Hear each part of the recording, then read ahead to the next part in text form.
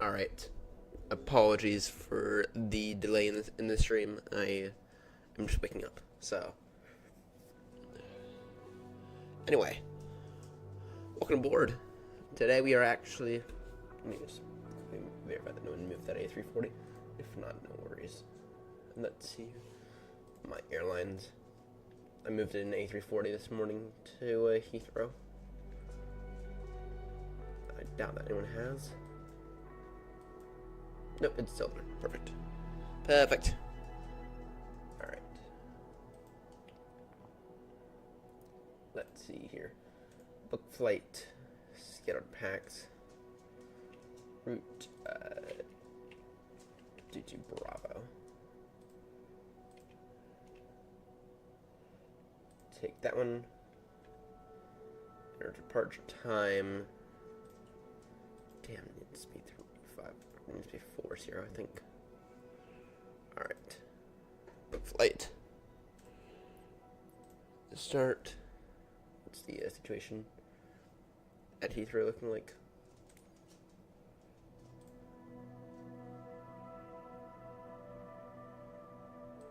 It's fine. TCN 537.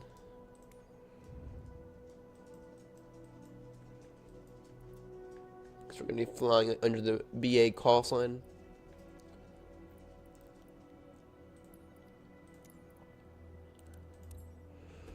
Alright. Gonna get VPilot up. You ready to start descending into Miami as we speak? May join. Or may jump seat. And go from Dulles to York to Boston. Nice. Speedbird to Bravo. So we can get sim brief up. New flight. To Bravo. Depart. Down for Baltimore. We are in the A340.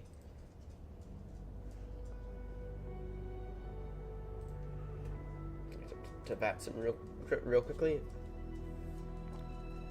Let's see your fuel planning.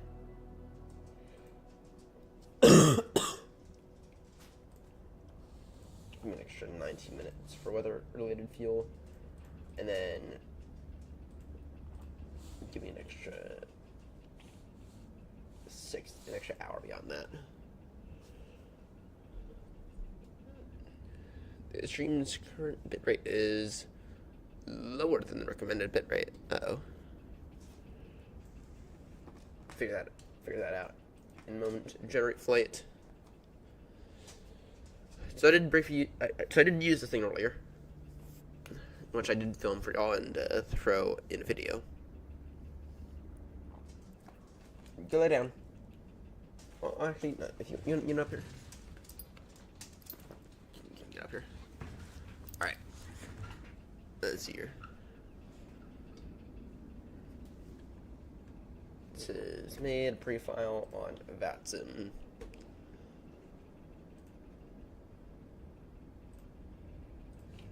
Operator said no. Alright. Alright. Ready to fly. Shit. Charlie. Alright, let's go and get back in this thing. So I did use, like I've been saying, I did use this thing earlier. Let me actually go ahead and adjust it real quickly.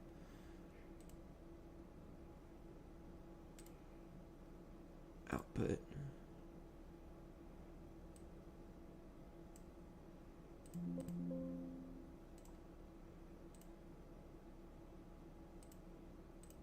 And stream health is fine. Don't know why it's complaining. Alright. External power on. Resupply on. Arm. This guy's to nav. Batteries on. Alright. Get Moby Flight and RAS up. Second mid begins to work with radios.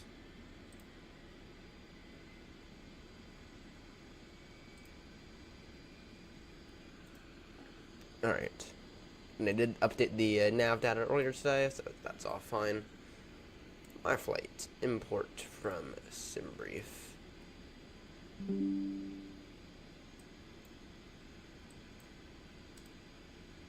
Alright. Fuel and payload. Import all from SimBrief. Instant load, instant load payload. Alright.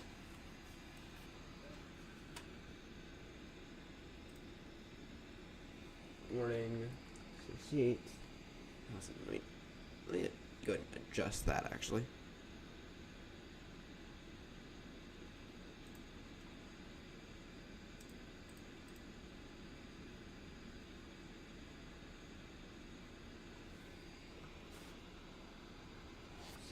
$68,000.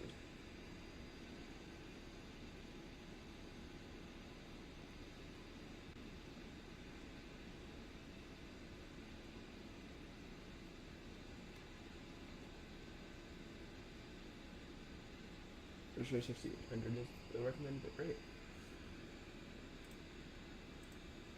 Alright, hopefully that warning goes away. Alright. Let's see here. First things first, the throttles are working. Good. Alright. Init. Request.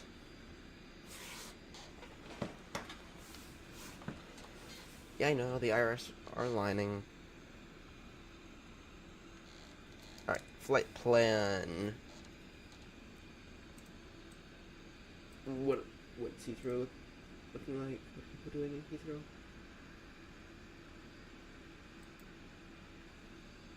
The BA right next to us is pushing back right now. And 122, yes. I'm all late. I might use you. I'll just fly to Boston. That's still not a bad flight. Damn, it's been ages since we were last in Boston. It's been truly ages since we were last in Boston. No, we're going Heathrow to Baltimore. We're going Heathrow to Baltimore today. Alright, that guy pushed facing north, which means we can expect 27 right departure then. Alright.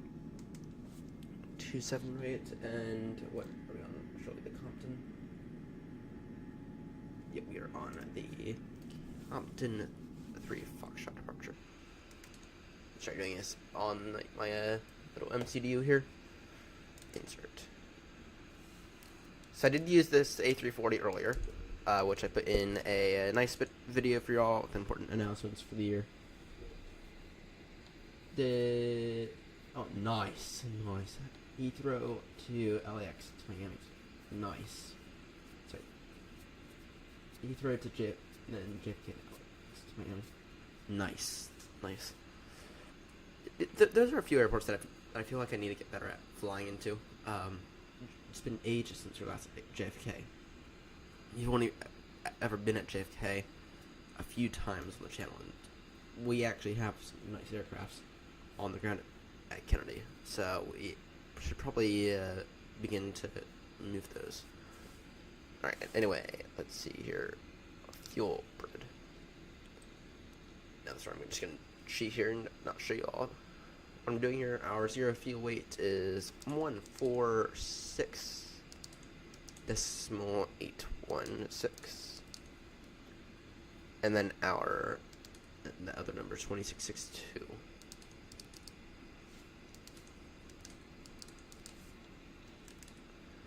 There we go. Alright. Let's begin to get some METAR for Heathrow. If it's anything like it was earlier today, it will be quite windy. Actually, no, it's AOC menu, weather, Heathrow. Need meter, no tap needed. No tap.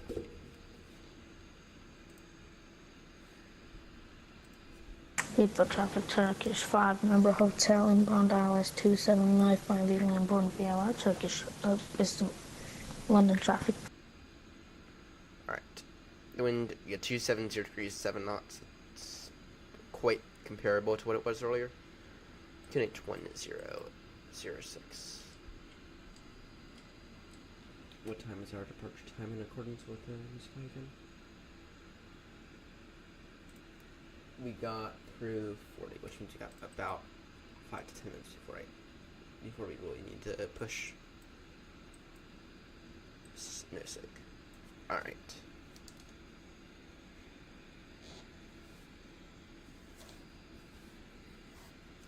Performance. Alright, we are loaded today, so let's take a look. What does performance look like? Alright, sync FMS, sync weather, distance in feet, calculate,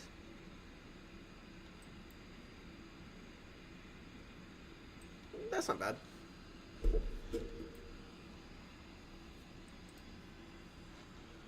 That's not bad. Alright, it'll be flex to temp 5.3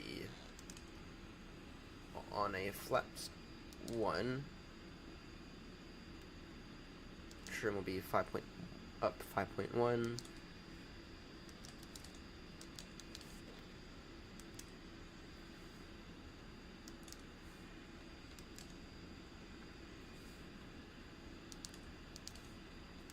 Their V speeds are 155. 161, 165, and let me verify that Simbrief agrees with those numbers.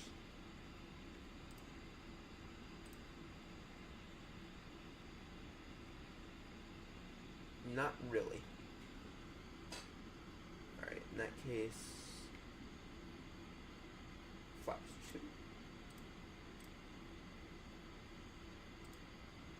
Flaps 3.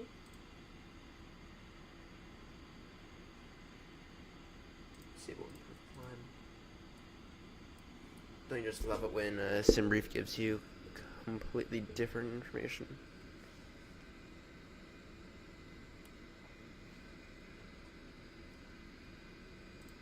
Alright, fine then. Take off.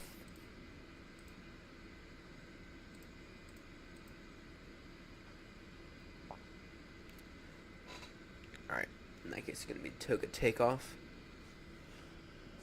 Alright. Take out flex to temp. 134. 142. 150. Alright.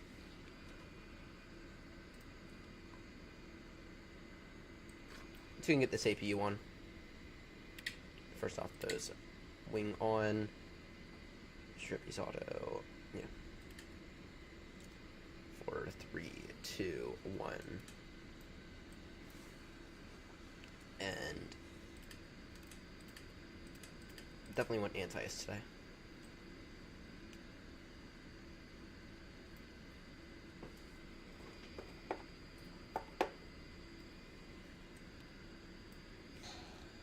I think we're about ready for a push to get these wins real quickly.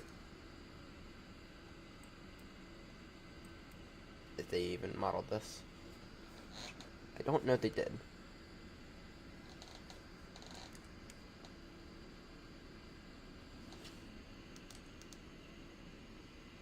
Heathrow traffic, Turkish 5-number hotel, established hours 27 left, Heathrow traffic. It should be established 27 right. Because Heathrow is currently in single runway operations. Alright. 27 right, all good. Heathrow traffic, Turkish 5-number hotel, established hours 27 left, 7 nautical miles, Heathrow traffic. Alright, I think we are now ready for push. Parking brakes to request ground services. Parking brakes set. You didn't do that to me earlier, GSX. Didn't do that to me earlier. Push back in departure. No, I said no. Due to icing conditions, please stand by for engine start until push is completed and brakes are set. Let's get insert the new sky now before I forget. Gatwick traffic, easy 90007 is going to be taxi runway 26 left via Papa, Alpha November, and Alpha 1 for Gatwick traffic. Alright. Hello, Captain. We are ready for pushback. Good, so am I. Alright.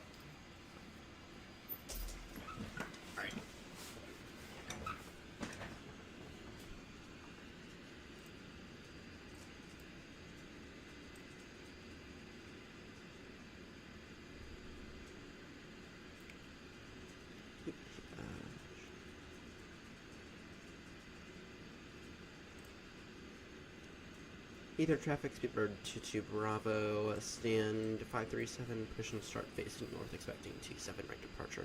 Either traffic. Departure checks completed. Bypass pin inserted.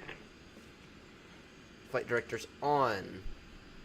Initial climb is... Heathrow traffic, Turkish 5-number hotel, shore final 27 left, Heathrow traffic. So, we can do later pushback. For a second, watch this landing.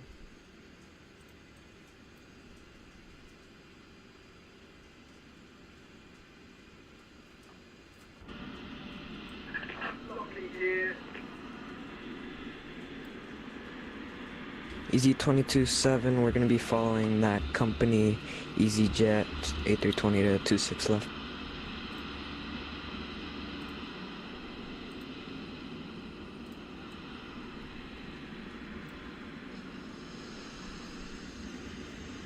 You can quickly watch this arrival aircraft. Since we can.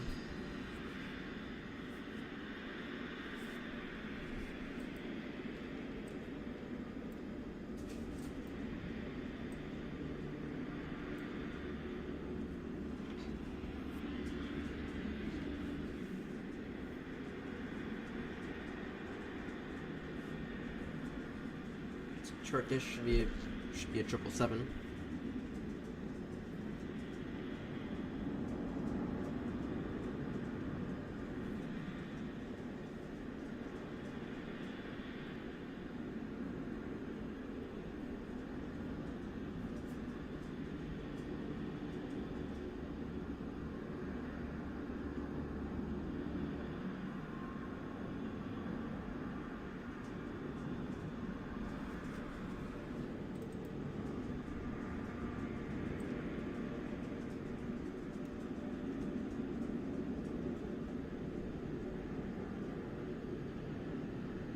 It's a little low.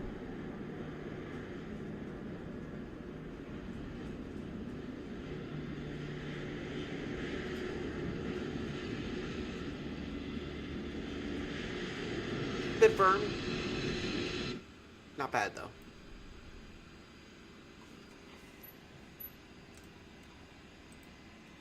Alright, anyway, push and start facing north.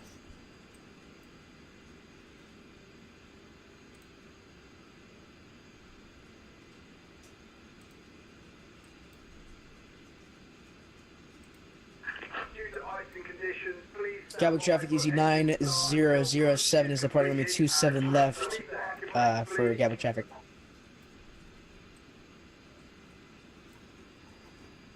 Parking parking brake release. Commencing push. Due to icing conditions, please stand by for engine start until push is completed and brakes are set. Damn, these frames are horrendous. Damn, what's up with these frames? Heathrow traffic circus 5 number hotel vacated 270. Gonna get all these fuel pumps on.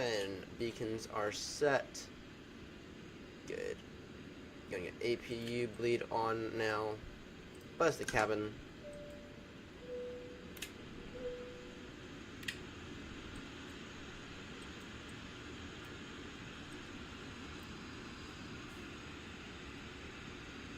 Oh damn, that sucks. That sucks. This morning, as I was moving Got this with thing, traffic I gotta, Easy 227 lining up behind the departing EasyJet A320 26 left Gatwick. this morning at here at Heathrow, I got a very healthy amount of ATC. I mean, we didn't get center, but did get ground and tower. And then I also got, then flying out of Lisbon, which is where I had to fly this thing out of.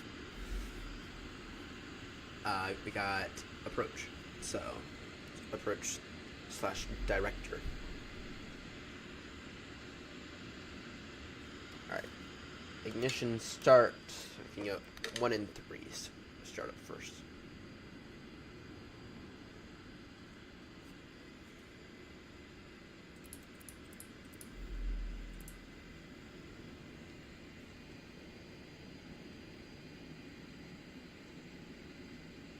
Oh, nice. Yeah. Well, if it's gonna be Please set parking brakes. parking brake set.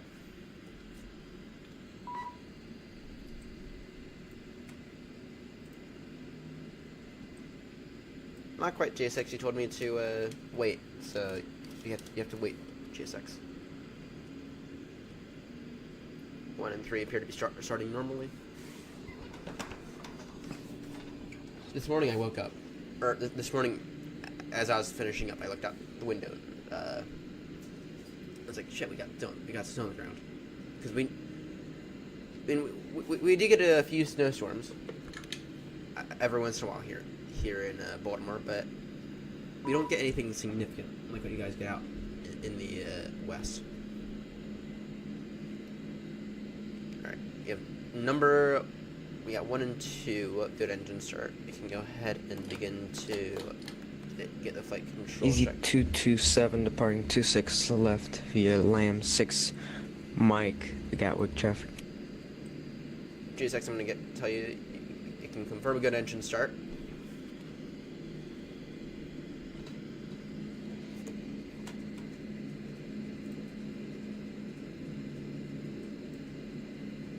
Via Bravo and Alpha.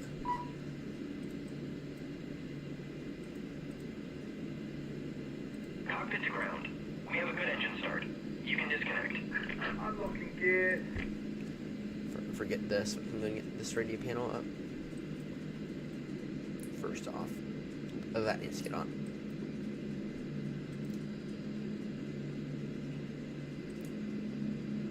There we go.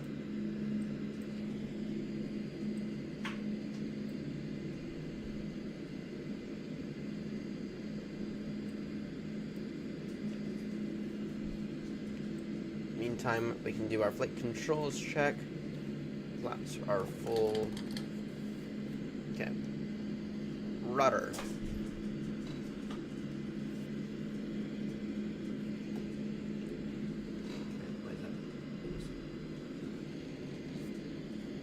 Full down. Full up. Tow truck left. disconnected. Bypass pin removed. Full right. Left is clear. Right is clear. Engine mode back to normal.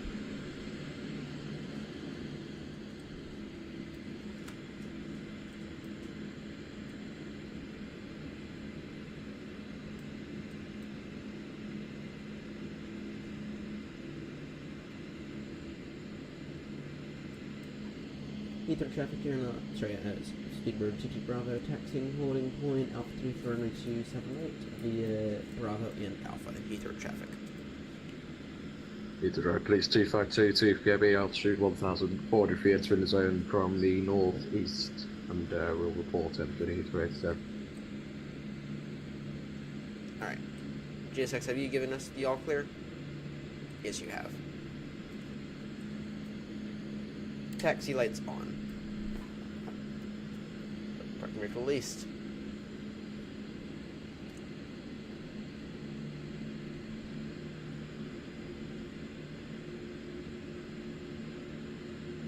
And that Yokim is wildly overexposed, as usual.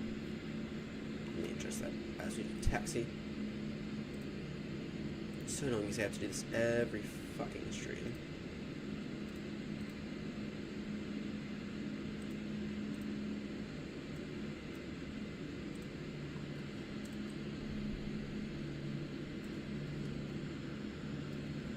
Alright. On the ground spoilers flaps to 1. Heathrow traffic, Speedbird 1 established to localize runway 27 left.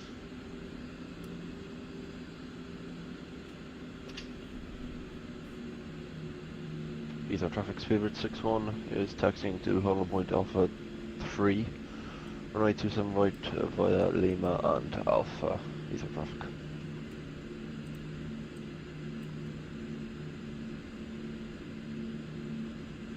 Strobies on. Anti-ice usually are technically in icing conditions. APU can go and come off.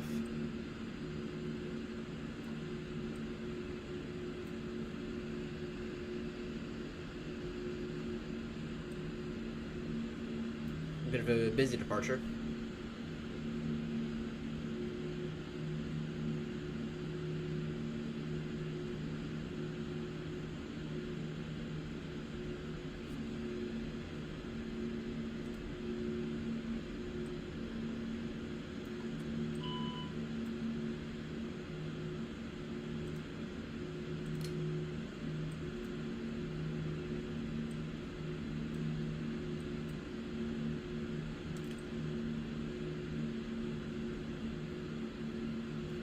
Thing's feeling very, very heavy today, which the way I guess should be feeling. Heathrow traffic, Spirit 61 via Alpha 2 lining up on correction lining up on right 27 right. Heathrow traffic.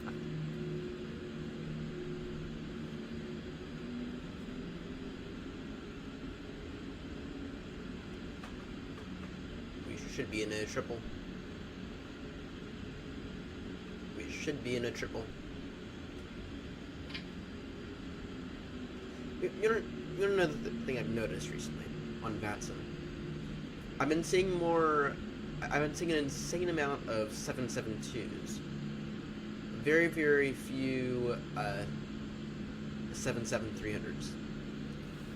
And it's like at an insane amount now. Autobrake max.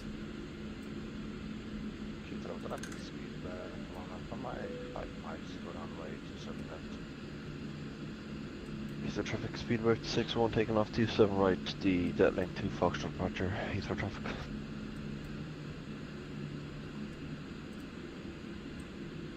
Heathrow traffic, Speedbird 165 heavy, pushing back facing north on Charlie.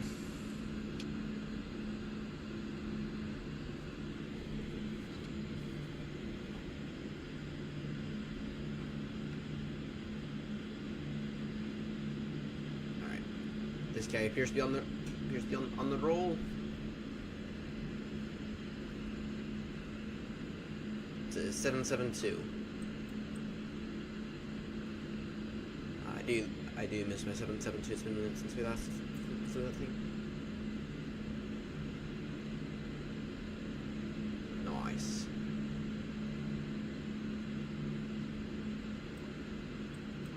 All right. Let's go and get all these lights on.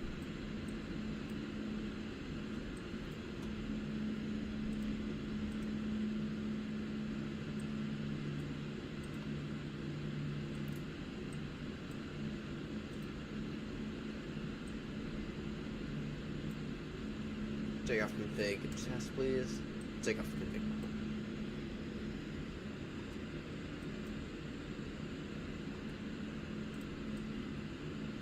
Heathrow is quite busy for this time at night. Wasn't expecting that. Then again, I do suppose it is New Year's.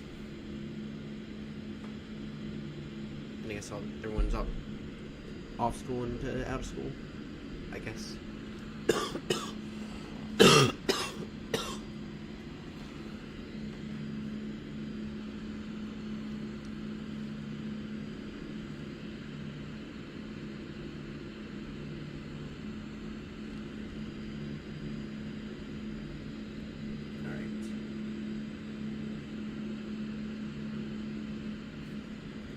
We can take a now for departure.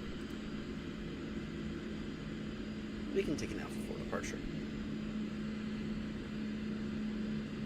And now let's continue on to Alpha 1.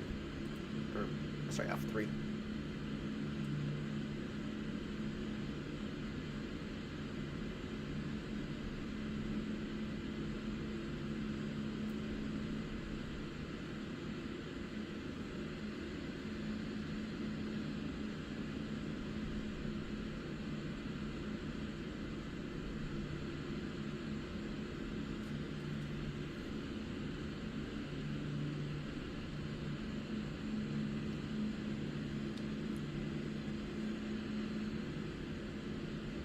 Heathrow traffic, Speedbird 22 Bravo via Alpha 3, lining up runway 27 right.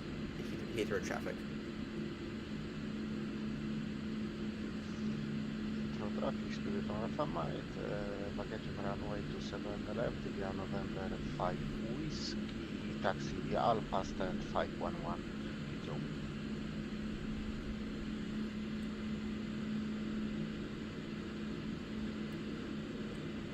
Approaching 27 right.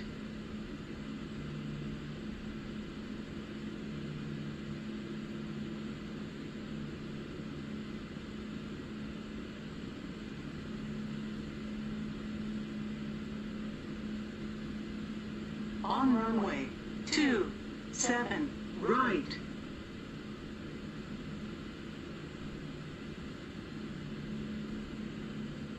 Alright, get straight.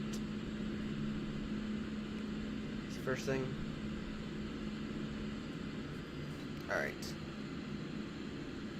We're on the Hampton 3 Foxtrot. Alright, first things first, lights are all on, good. No takeoff set. Alright, takeoff config normal. Trim should be 5.1 set. Heathrow traffic, Speedbird 22 Bravo, heavy, taking off now, runway 27 right. Compton 3 Foxtrot departure. Heathrow traffic. Right. Thrust toga set. SRS green, auto thrust blue.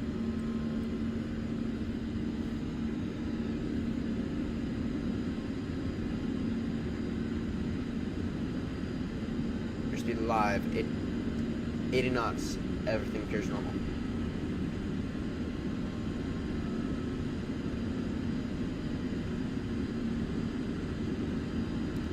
Knots. V1. V1. And rotate.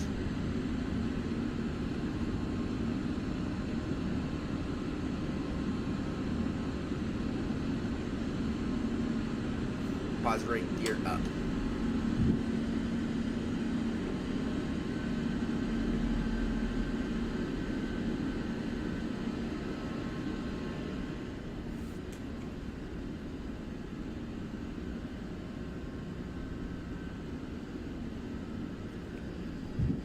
Thrust levers to climb.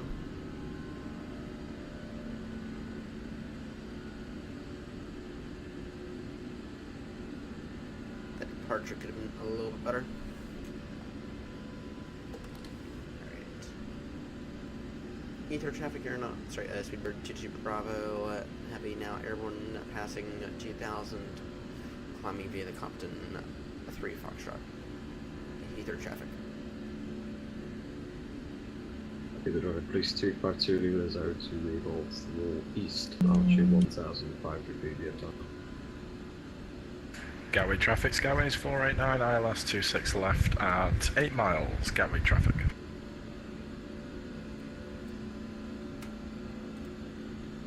Heathrow traffic, Speedbird 169 heavy, taxiing holding point November Bravo 11 runway 27 right via Charlie and Alpha, Heathrow. Oh, autopilot on now.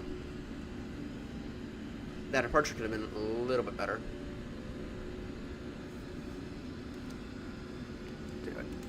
Direct waypoint? Yeah, clear direct to Compton. Final call, Heathrow traffic, Speedbird 22 Bravo, heavy, now turning direct to Compton. Final call, Heathrow traffic.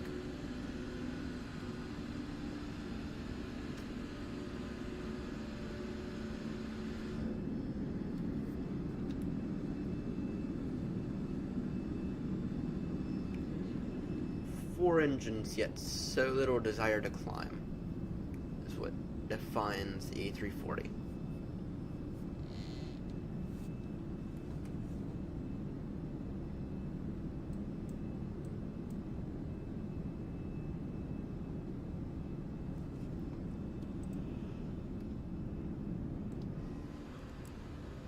Alright, localizer away. You can disarm the ground spoilers.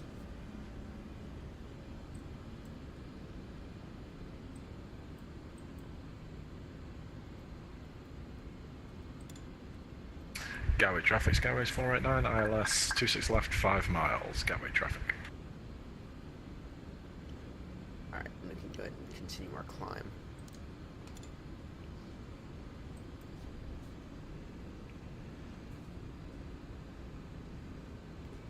Traffic, Speedbird 22 Bravo, heavy climbing now, flight level 340 traffic.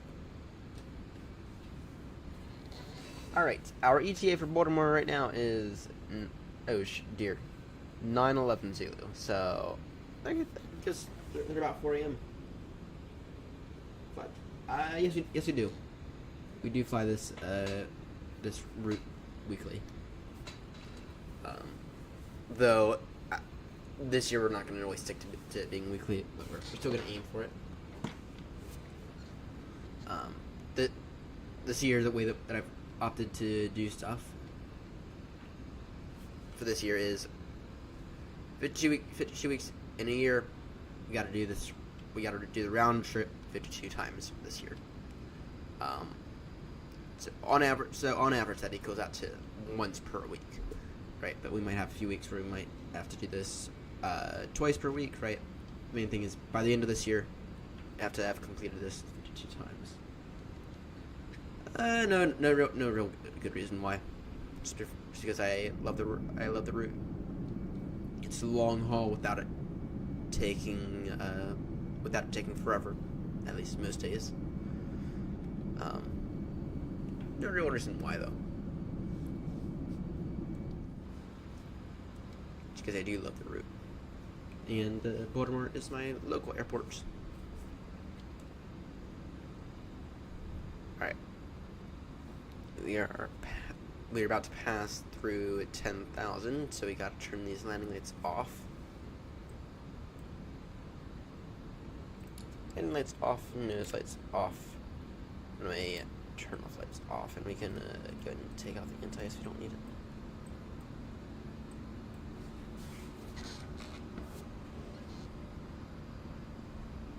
Continuing straight climb. Continuing straight climb.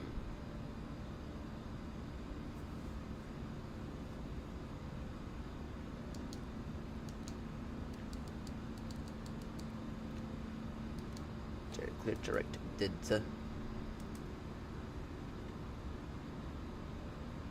Yes, this is the Inibuilds A340. Flying an A340 with the British Airways call sign in AirNott livery. Don't ask why. Though, whenever we get to our weekly Baltimore to Heathrow, which might be tomorrow night actually, we're gonna be back in the triple.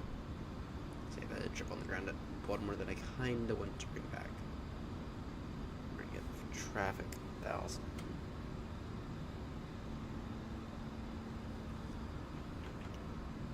Okay.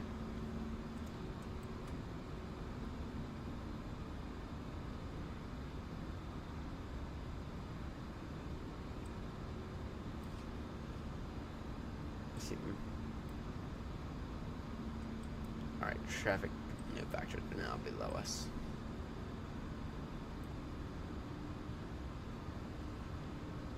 Add-ons I use. Oh, there's a bunch.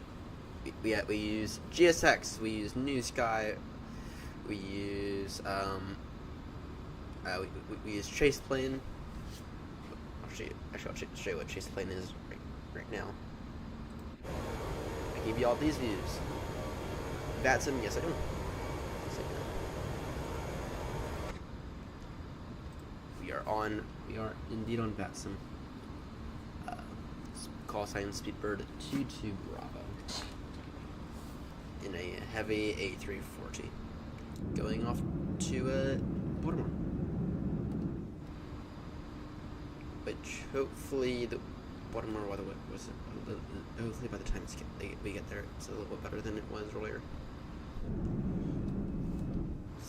Earlier it was not that fun.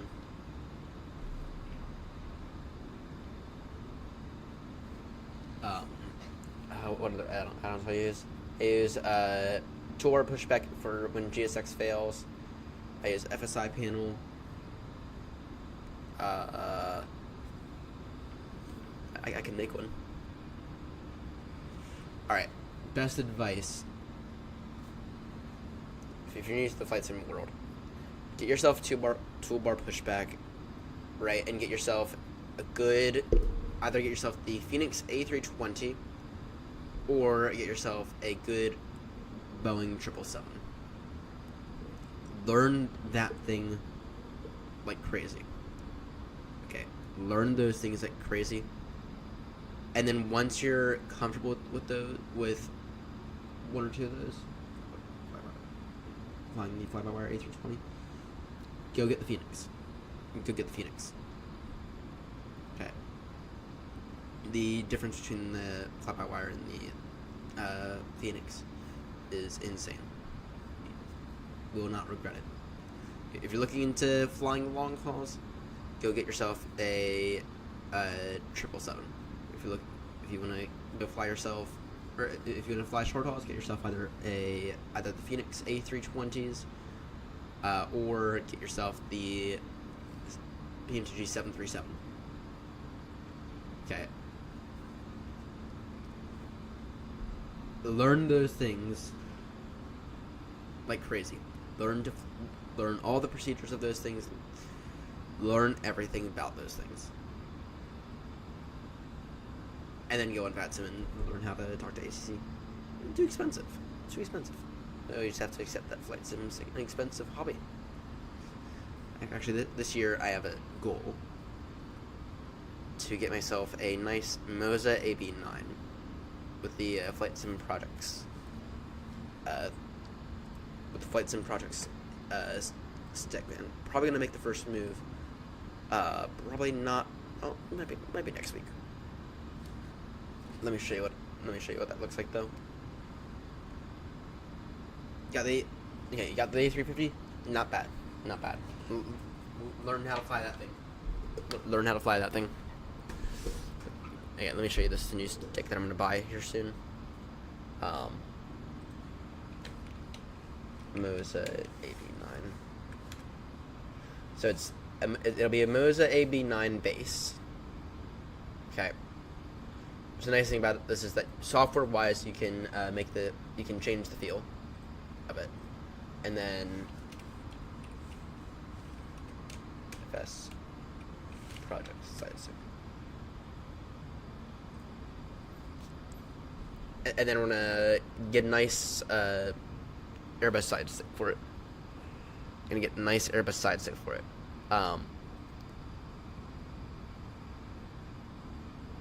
the two of these, or that's gonna this here alone will run me $500, and then beyond that, it'll probably be about an extra 300. But anyway, that is my goal for this year. That is the aside from some overhead panel stuff that I have arriving here soon. My only goals for this year in terms of the stuff is tiller, the overhead panel stuff, which I have arriving in probably about 2 weeks, and then this stuff, the Moz AB9. That's it. That's all the money I'm gonna spend. Yeah, it'll be $800 total, I think, not including shipping, not including taxes, and I've been told that the AB9 is quite expensive. So that said, though, I've also been told that it is worth every single penny. Pennies even still exist anymore. I find them worth every single nickel. I've been told that they're worth every single bit of money you can spend on one, because you can change the fuel per aircraft, which you can't really do with the cheap budget stuff. But right now I have the TCA, the TCA side stick, and I'm not 100% thrilled with it. I'm not 100% thrilled with it at all. I mean, it's budget, which a year ago I was. It's budget, still not great.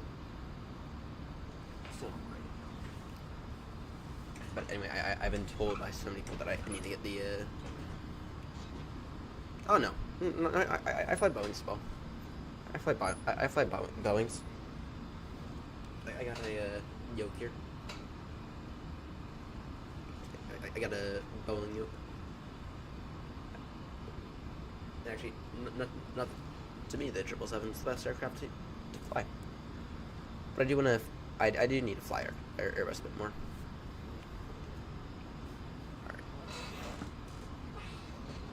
Alright. I do need to fly Airbus a bit more, especially the long haul. I've been struggling with Airbus, because nothing beats nothing. And when I say absolutely nothing, I mean absolutely nothing beats a good 777. Doesn't matter if it's the Dash 300 or the Dash 200. Nothing beats the 777. Precisely nothing. So I do love my triple. I prefer the 772, though the 777-300 is also not bad. Alright.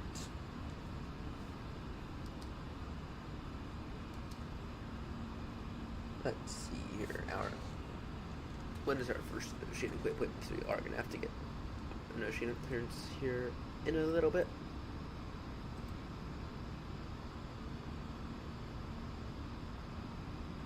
First oceanic waypoint is Melot. Near direct Melot. So we can just go ahead and get this. The direct Melot. That'll be it in about an hour.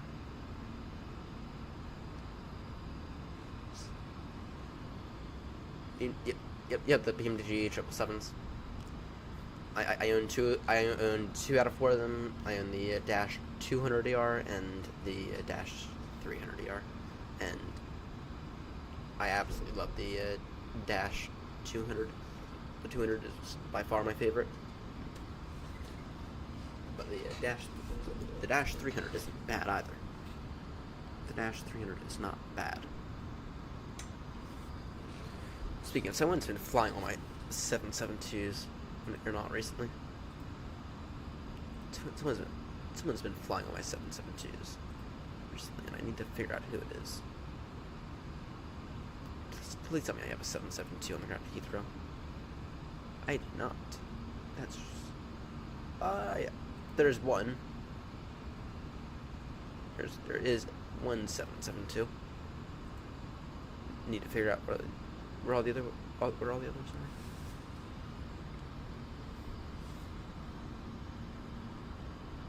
I need to figure out where all my other 772s are.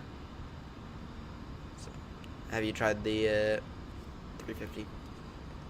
I have.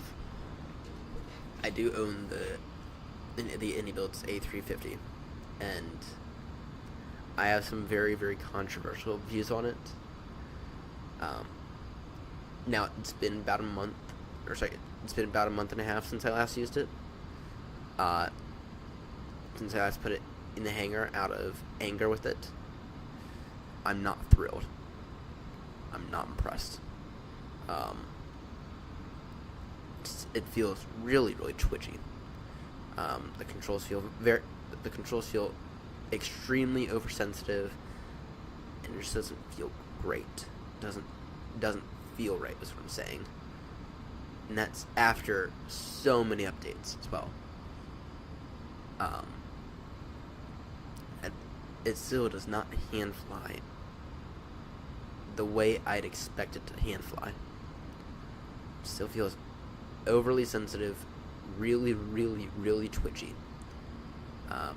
And then all the systems are just dirt slow, right?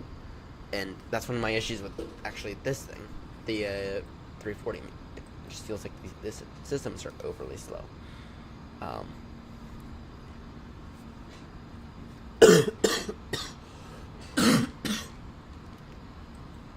So I do need to give it. I do need to give it another good go. I don't know when that's going to happen, but I do need to give the thing another good go. I do need to update it. But the last time I used it was back about halfway through November, and after that, after trying to, I genuinely put in a fair amount of effort to actually like the thing. I genuinely put a fair amount of effort into it to like it, and after about two to 3 weeks straight of using it, I still could not. I threw it back in the hangar out of anger with it because it still does not feel right in my opinion. Now, other people say that it feels fine to them.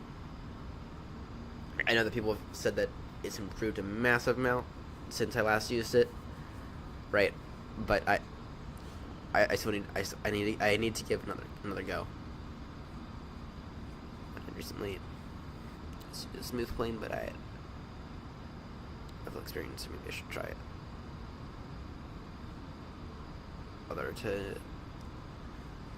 Yeah, well, the thing is that the controls feel overly sensitive to me. But that might just be the way that the aircraft is. Because one of the things between the 340 and the 350. So the 340, the reason that the thing feels slow to fly is because Airbus decided to reuse the same hydraulic unit that they used in the 320s, right? They didn't upgrade them for the 320, but then when you go to the 350, that's when they upgraded the whole hydraulic unit, right? And so the two should feel very different to fly. But to be honest, I'm still not loving this A340. But anyway, the two should still feel... The two aircraft should feel a different fly, right? I mean, the 350 should not feel like an A320. It just shouldn't. Right? But at the same time, it still feels a bit like rails in the sky, if you know what I mean. Still not thrilled with it. That said, though, I do need to give it. I still owe it another good go. So, yeah, I think they do as well. I think the 380 and the 350 had the same hydraulic unit. At least it wouldn't surprise me. But the 380 should feel a lot heavier than the 350. But the 340, that shares the hydraulic unit of the lower level 320, of the lower 320s. Which, why on earth Airbus thought that was a good idea? No clue, but they did. And right, but this thing here, it genuinely when you hit and fly this 340, it genuinely feels as if it's a good aircraft to fly.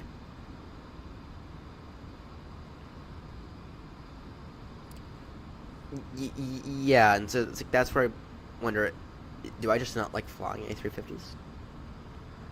So, yeah, the 320 is always a good aircraft. If you get the 320 from Phoenix, let me know, because that thing's amazing to fly. That thing's amazing. Then if you get the expansion pack, I mean, it reuses the same cabin, but if you get the 319 and the 321 expansion pack, they do have wildly different physics, and there are some very, very subtle FMC differences, MCD differences, and overall flying the aircraft differences that you can feel. The Phoenix aircrafts, those things I'll fly all day long. And then the 737 from Team TG I'm also trying to get better at. We're actually going to do some work with the 737 this weekend, is what I'm thinking. I'm thinking we're going to do some work with the 737 this weekend.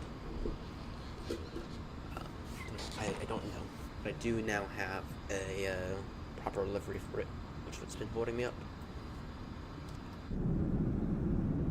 Alright, take this headset off now. Alright, how long do we have until my lot? We have an hour. I'm hesitating if you should get the Phoenix or the 737. Well, you already have an A320. Get the Phoenix. Get the Phoenix. The 737, it's different, but you're already on the track. Yeah, I need to go out for 7. Kennedy.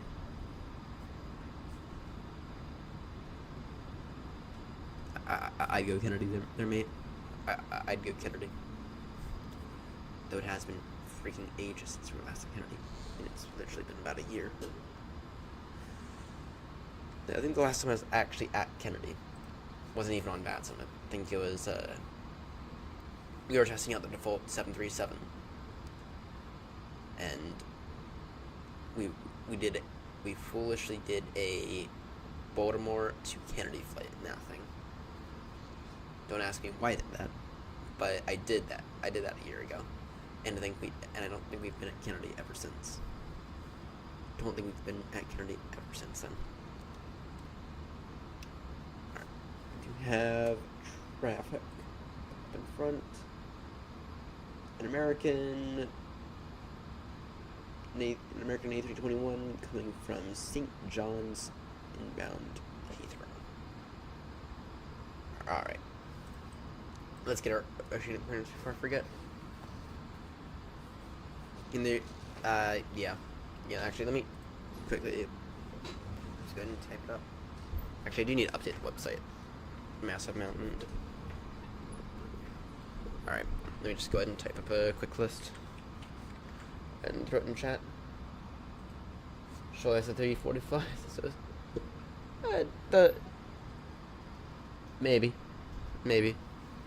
Alright, so use GSX Pro, toolbar, pushback, I use FSI panel for landing practice.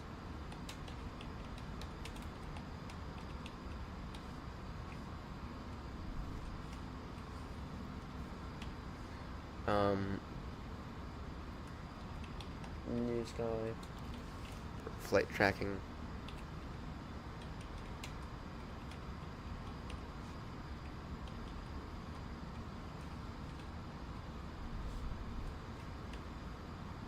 Cement Pro.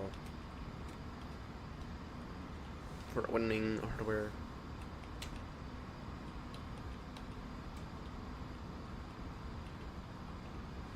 .737 flies between .77 and .0. Yeah, we might be able to increase our speed a little. We'll take a look at it. And I'm just typing this list of add-ons that I use. What else do I use in terms of add-ons? Chase plane.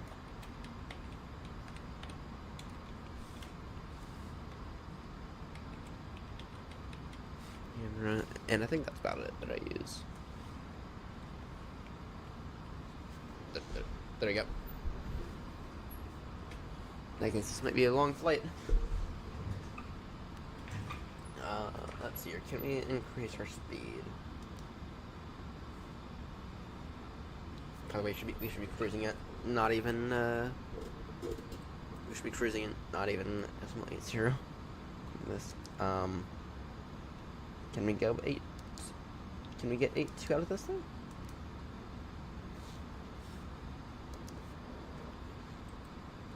Can we get Mach decimal 8.2 out of this thing?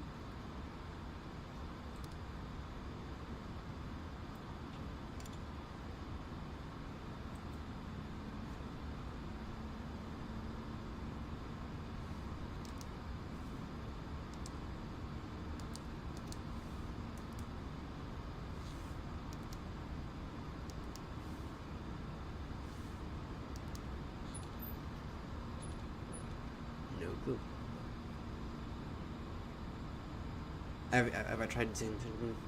No, I have not, and I don't really have any intention to try Say Intentions.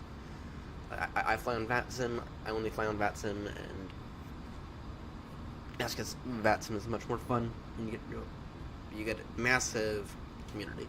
You also get the game of, do I get ATC on at my destination? Right. But I fly purely VATSIM. I fly purely VATSIM for a reason. Alright. That's here. 8.2.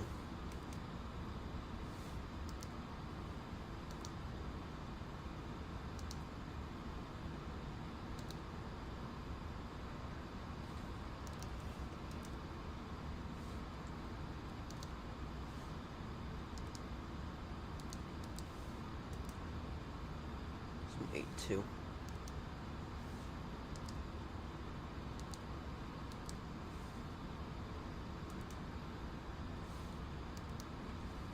That's weird.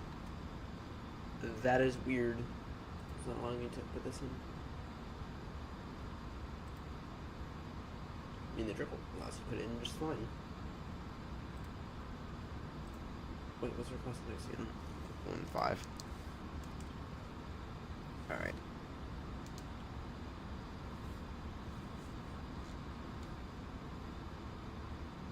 Currently estimating Baltimore with not at time 9:13 Zealous. That's about 4 a.m.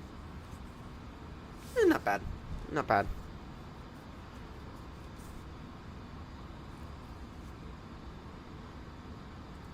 Resume normal speed. Alright. Let me go ahead and get this ocean clearance real quickly. So I'll just sit through my phone.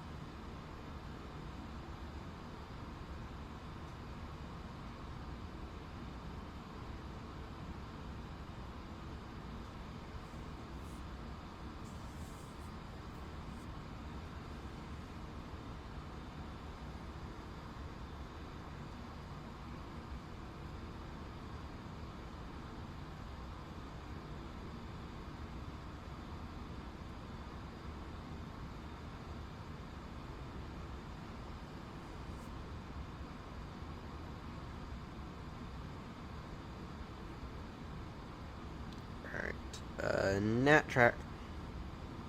contract.vatsim.net. Sign in with Vatsim.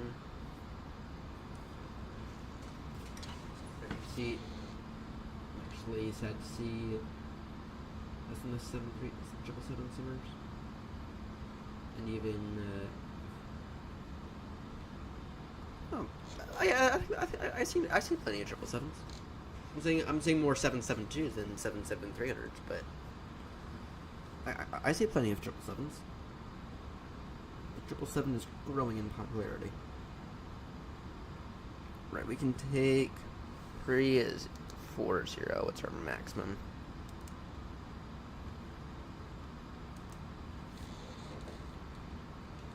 What is our maximum that we can take? It's a very, very important question. We can take up through 360 is what I'm going to say. Requesting Mach 079. Ouch. We are going from Melot to Racal, if I'm not mistaken. Yep. So we're just getting the ocean clearance from here. We are Shanwick. Estimating Melot at time 311 Zulu.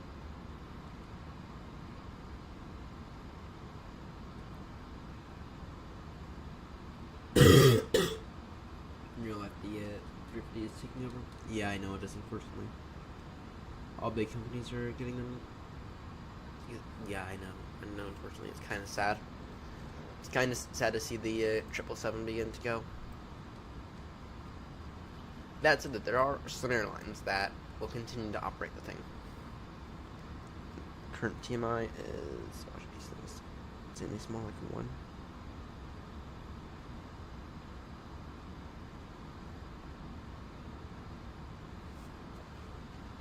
Just trying to get the associated clearance real quickly.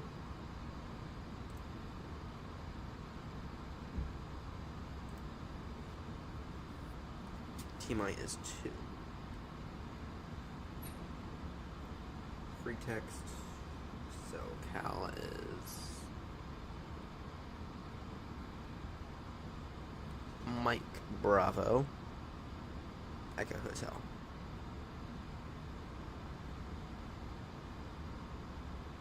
Alright.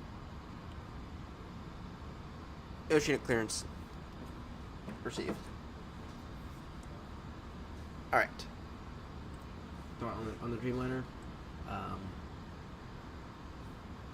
Oh, finally, someone outside of me admits it.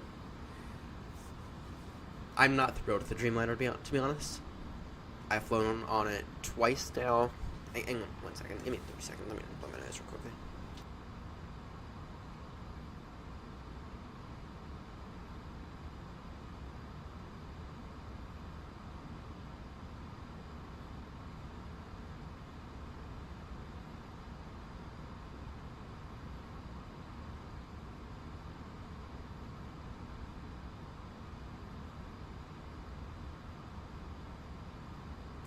Apologies about that. The Dreamliner, the default one is very, very bad.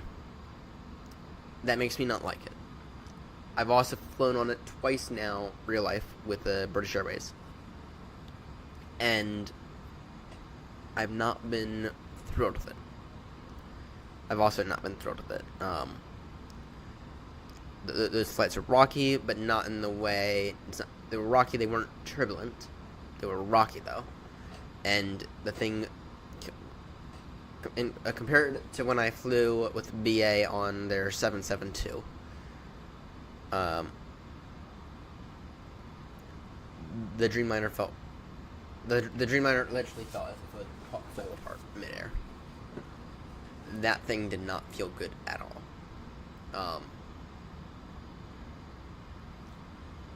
Now, I'm not saying it's a bad aircraft. I do love that it is significantly more modern, right? And if I had a nicely modeled Dreamliner, 1 second.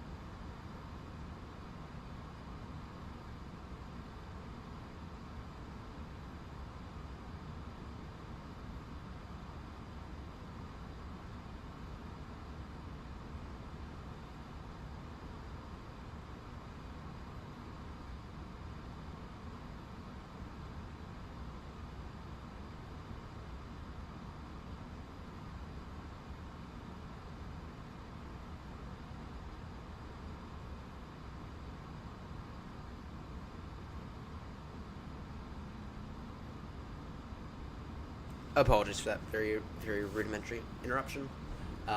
Anyway, the Dreamliner. Depends on the in the company cabin setup, to be honest. Truly believe the best. It's based off a plane. Met next 737 pilot who is first officer for the Dreamliners. He said literally the Ferrari of planes and loves it. Something like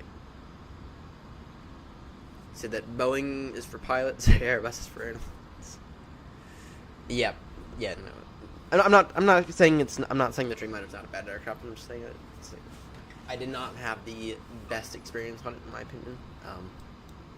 And it's kind of hard to judge when you don't have a good one to fly.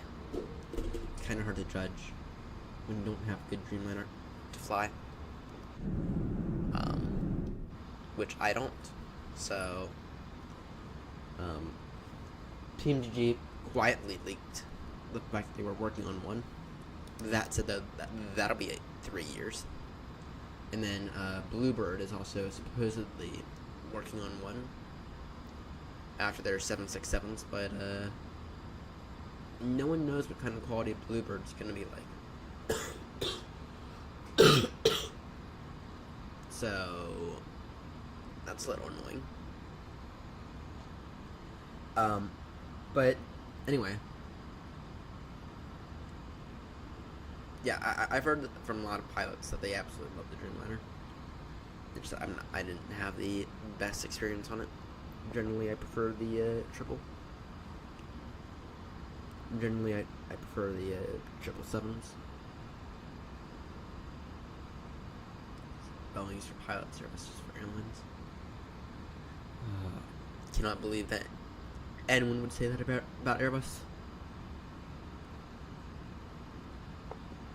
Pretty soon here, Grumpy's gonna wake up and he's gonna be in chat and he's gonna be like, well, what on earth? He's gonna wanna fire me from the AirNott VA now. Though he doesn't have that. He does not have that authority. But generally, I prefer. Generally, I do prefer Boeing's. I think. Though I'm very much neutral on the whole situation. Previously, what I've said is Boeing long haul because you cannot beat the 777. But then Airbus short haul has kind of moved.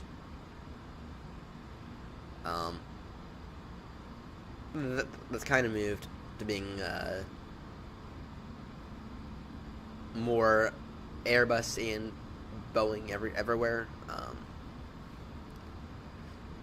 Right, I think that if the Airbus A350, if the Inibuilds A350 was any better than it currently is, it would probably A320 is, oh yeah, the king is the A320. Well, actually no, I prefer the 321. I prefer the 321 and 319. I actually don't really like the 320. Either give me small or give me large.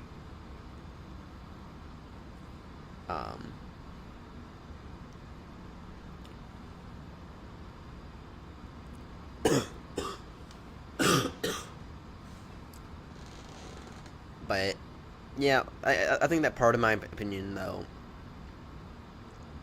on everything is just that it's just the overall idea that we don't have decently modeled stuff in the sim. So flew Lufthansa A321, it was beautiful. Yeah, I've never been on an A321 actually. I've only been on 2 Airbus aircrafts my entire life. Both were with BA. One of them was an A380 flying from Heathrow to Dulles. And then the second time was... that was the second time. And the first time... Oh, I got lucky on the first time. It was an A319 from... it was a British Airways A319. We flew from Schiphol to Heathrow. And I got very lucky because we were in the retro British Airways A319 livery. It was very, very nice.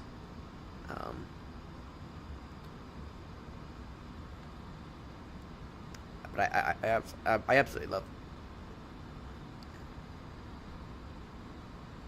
sound. See, sounds. The sound difference is crazy.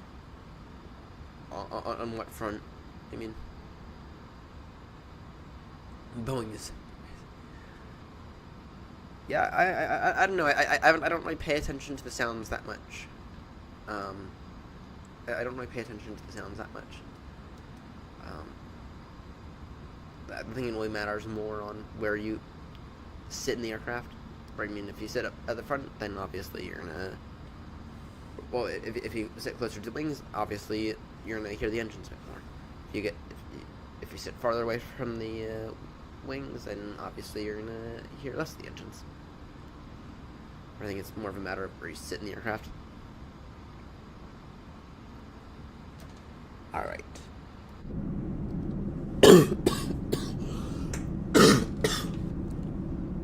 Apologies, I'm still recovering from the flu from last week. All right.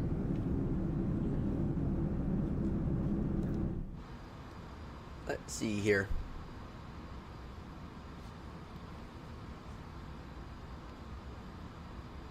So we are en route to Milan.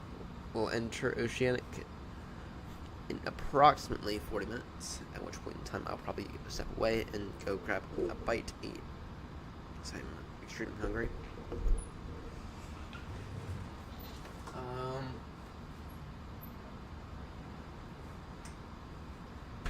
Unfortunately, I don't have any tea.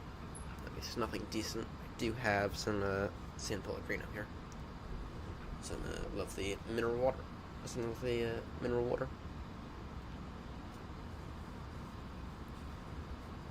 Alright.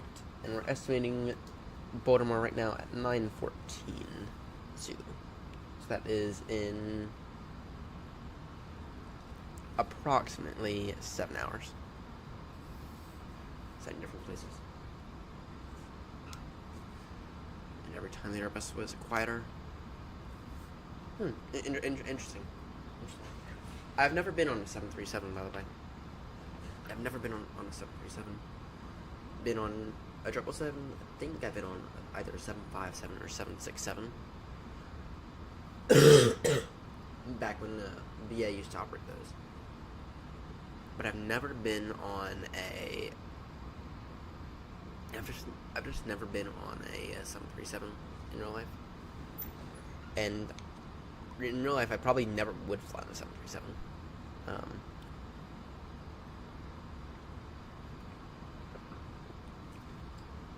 Not unless BA were to suddenly bring them back into their fleet, but I don't think they'll do that. You know, with KLM beginning to retire their 737s, I think the only operator left will be in the entirety of Europe will be Jet2 and Ryanair.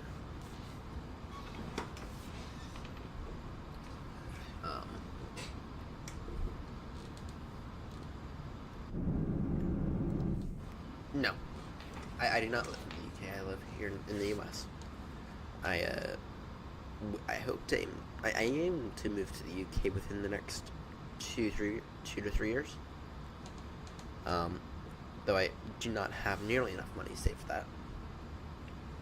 And I need to figure out stuff with the FAA first. Because I am going after a real-life pilot's license. Assuming that the FAA grants my wish for the Class 1 medical. Which they've gotten back to me, and they examined my case, and there's a delay in my Class 1 again. I may or may not be eligible for that. But anyway.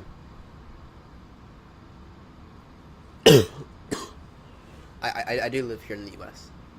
I live about half an hour away from Baltimore, from the Baltimore Washington airport. So I'm still waiting. But anyway, I'm still waiting back from the FAA on my Class 1 medical. I may or may not be eligible, but hopefully I am. My AME said that he thought I would be eligible, and that he thought I would eventually get it, even if it meant that it would be 6 months.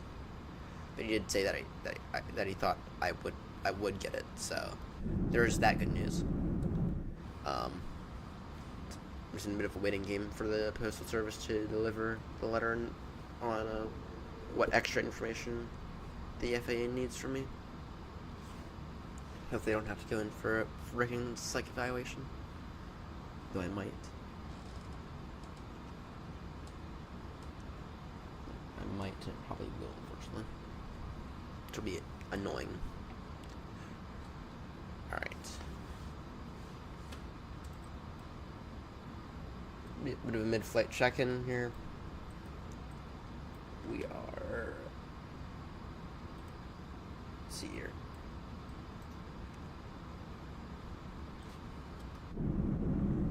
Anything good over there? No.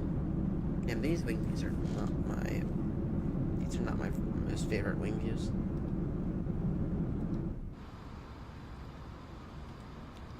Alright. And when is a step climb? Oh, we have a step climb at Malott. We do have a step climb at Malott to 360. Alright. Let's see here. Baltimore, we can throw in the Trish 4 now.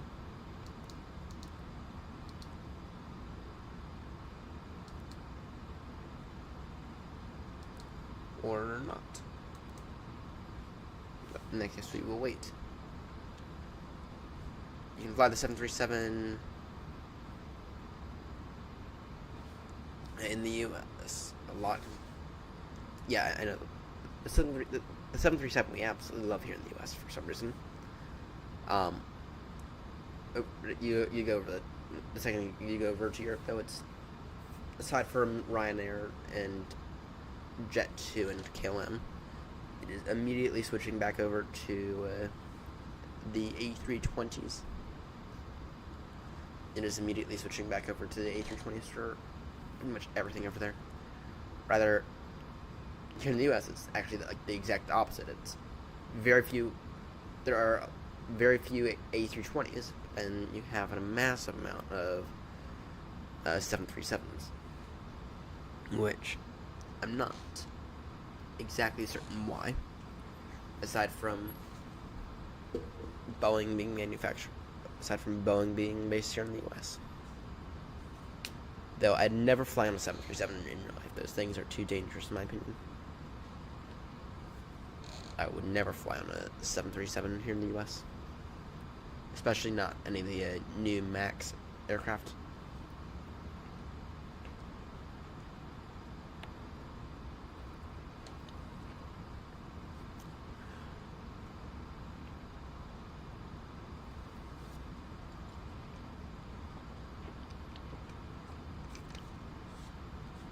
Damn, this San Pellegrino is very, very carbonated. Carbonated to a level that I'm not usually used to. Alright. No,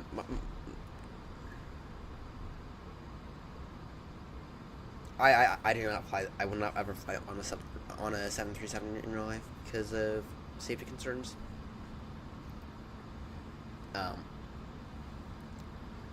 I'm learning to fly the 737 in the sim. It's mostly 7. Damn, is your local airline, out of curiosity, Southwest? Because Southwest, if for any reason the 737 were to be grounded again, Southwest would straight up be screwed.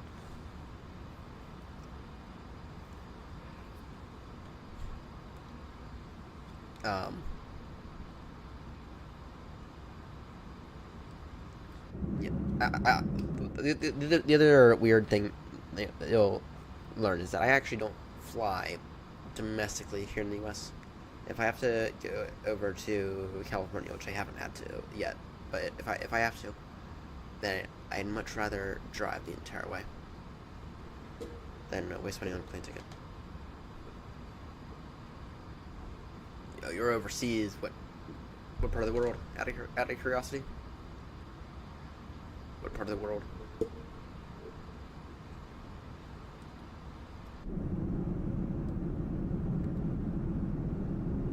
Yes, overseas. Is it Ryanair by chance? Is it Ryanair?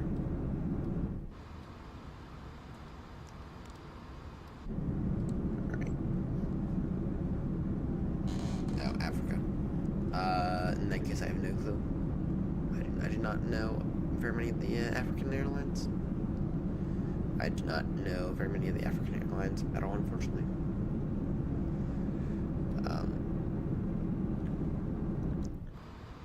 We've only flown into Africa a few times in the sim.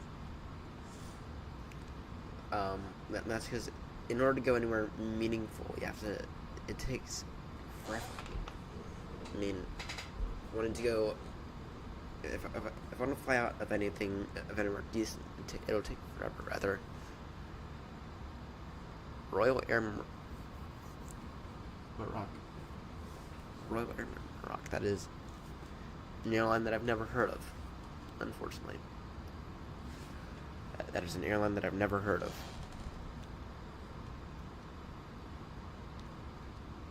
Alright. Let's see here.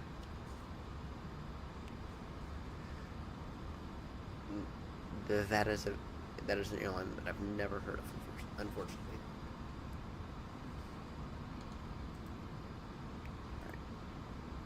Let me just go ahead and quickly check on the stream. Morocco. Yes, I have heard of Morocco, but I've never heard of that airline. I have heard of Morocco. Actually, we did a bit of a landing challenge at airport. ICAO code Golf Mike Tango. You're in it. And if you don't know anything about it, it's this tiny airport. It's a national company.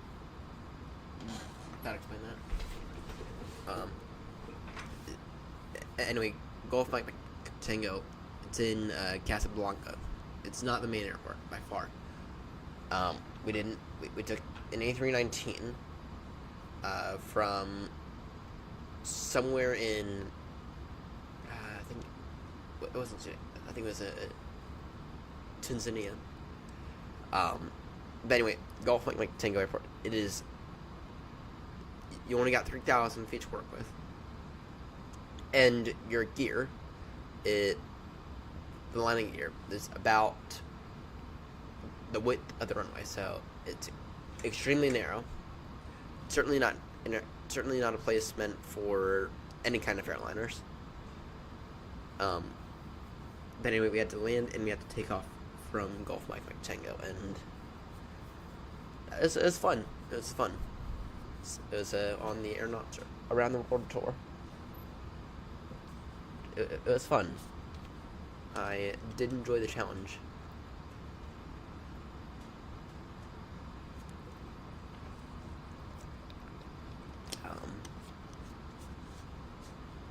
Alright.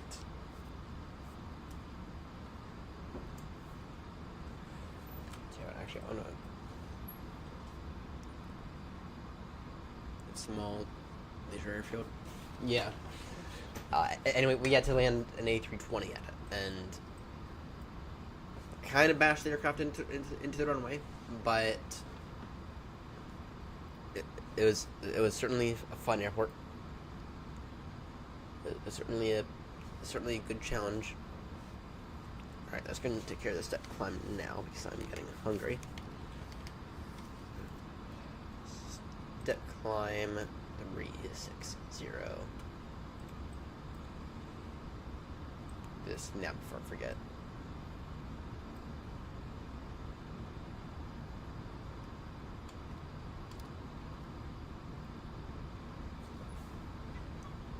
Traffic, Speedbird 22 Bravo, climbing now, flight level 360, it's a step climb. Traffic. Alright. Let's see. Once we're level, we'll go ahead and take a look at traffic. See what kind of routes we got flying today. Anyway, yeah, no, I had to land an A320 there. Or sorry, it was an A319, but it was much fun. It was a good challenge. That said, though, I would probably never go back there. I'll probably never end up going back there.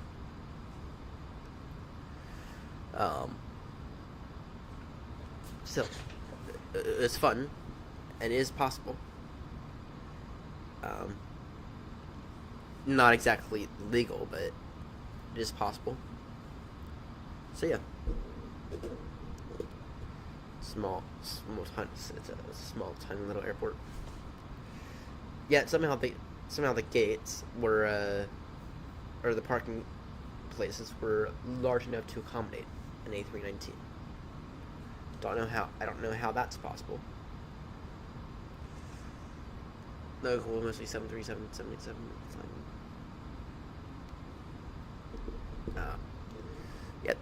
Yeah, the 787, it's not a bad aircraft, it's just that it's not my favorite. I've flown on 777s, and I've flown on A380s, and let me just say I much prefer the triple. I've never been on an A350. Unfortunately, I've never been on an A350. I've been on 2 Dreamliners, 1 triple, 1 Embraer is an E170, if I remember correctly. I've been on an A319. I think I've been on either 757 or 767 twice. It was probably 757, and it was like a decade and a half ago. That was a very long time ago.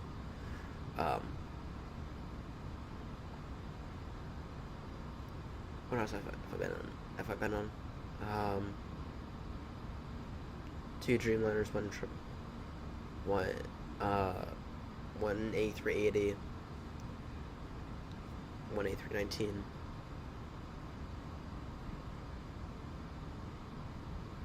I will maybe once I get back over to the UK and get fly with a Qatar or Emirates.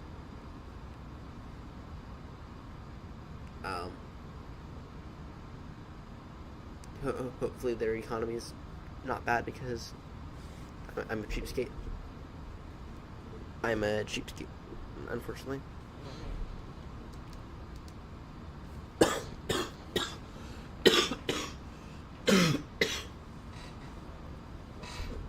No, I've never flown with. No, the only airlines that I fly with are BA, and then I've also done 1 flight with the Air France Hop Air, or whatever it's called, and that was in the E170. That's out of Charles de Gaulle and into Nuremberg, actually. That's into Nuremberg, and goddamn, Nuremberg was absolutely beautiful. Nuremberg was absolutely gorgeous. Definitely a place I'll be going back to. Definitely a place I'll be going back to. It's absolutely, truly gorgeous.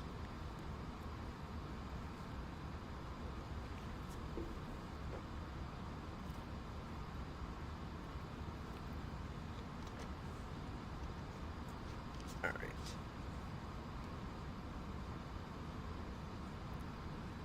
Oh. Thank you, mate. Thank you, mate. You get out and place and take care. Thanks, mate. Thanks for tuning in. Thanks for not making me insanely bored.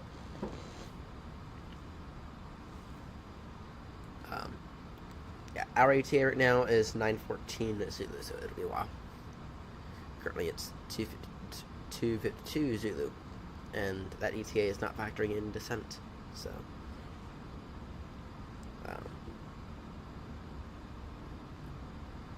But thanks for tuning in, mate. Thanks for tuning in.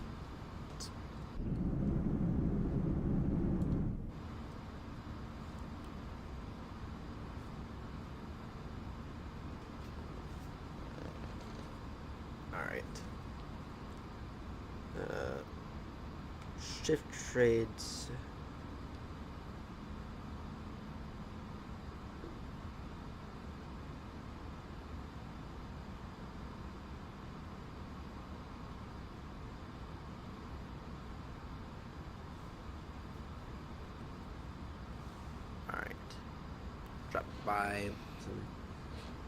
We'll drop by someday for yep. We should be, I don't know if we're gonna be streaming tomorrow night. It might be. Tomorrow night if we stream it'll be Baltimore to Heathrow in the 777-300. We should be streaming tomorrow night, I reckon. And then the night after we'll probably begin to work on the pole-to-pole tour.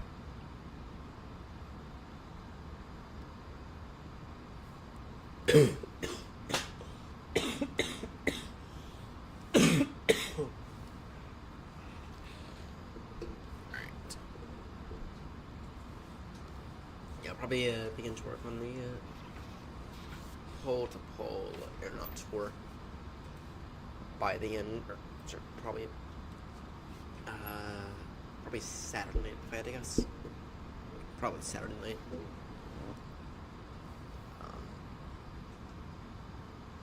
Alright, we are still direct Melot. Estimating Melot at time now 3:12, so that's about 20 minutes or so. Not even. Alright, let me just quickly check this.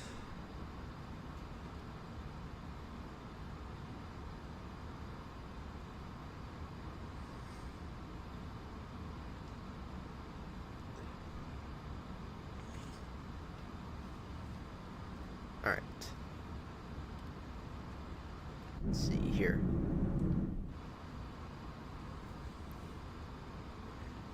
Right now we just get to chill. For a bit.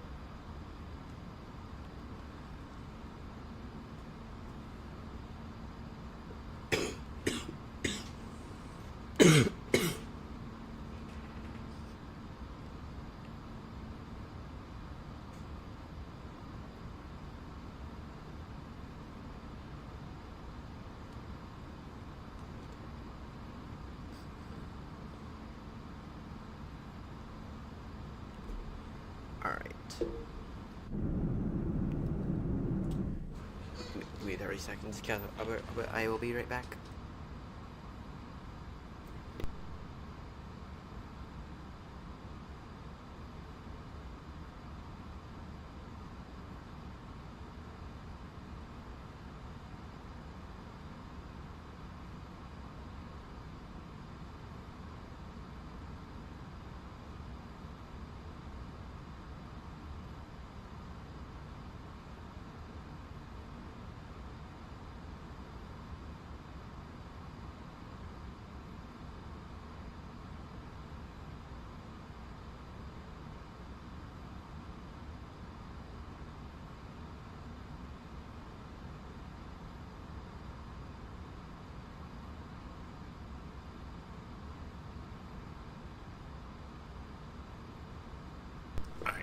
I'm back.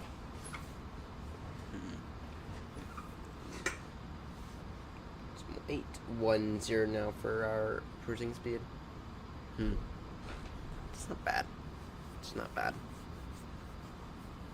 Seems average for the 340. Seems about right for the 340 Mach decimal 8.1 for cruise.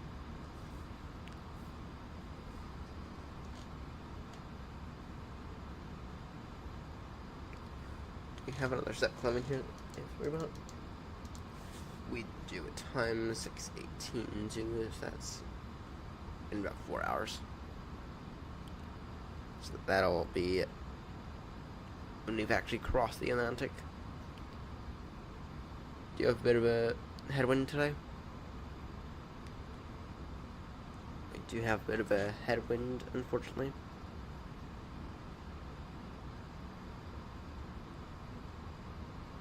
You know, look at Germany lighting up. What? Lighting up? It's sad.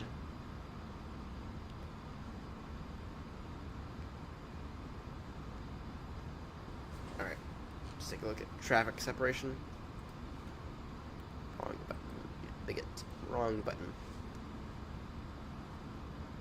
Alright, we have KLM A330 going to Dulles from Schiphol. We have a Speedbird going to LAX 772. We have an Air France going to Dougal. United coming from Edinburgh going to O'Hare. A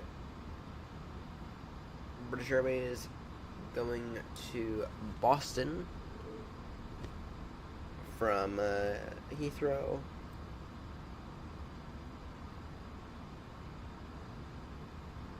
Yeah, but 737-800 going to...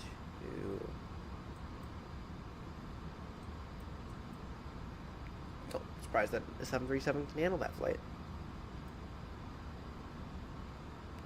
Got Speedbird 1 going to Kennedy. Singapore going to... Damn, they got a long way. Yeah, an A350-900. Yeah, damn, we got two of them. Going to Singapore. Got United 777 wide body going to Heathrow. It's 6 Romeo going from Miami to Heathrow. Got an Air Mexico going 777 going to Madrid. Got another BA going from Boston to Heathrow. We got a Turkish going from Kennedy to Istanbul. Alright, not bad. Not bad. Not bad at all.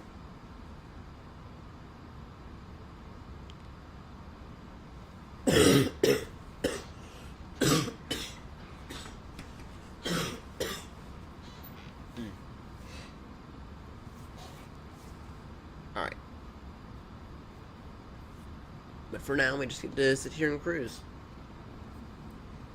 And in a moment, I'm going to go and grab some food. Because I am hungry.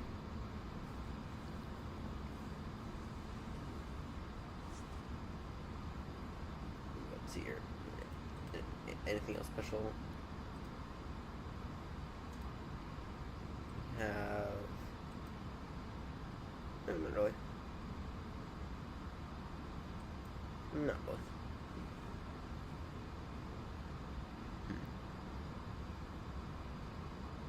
Nothing else too special.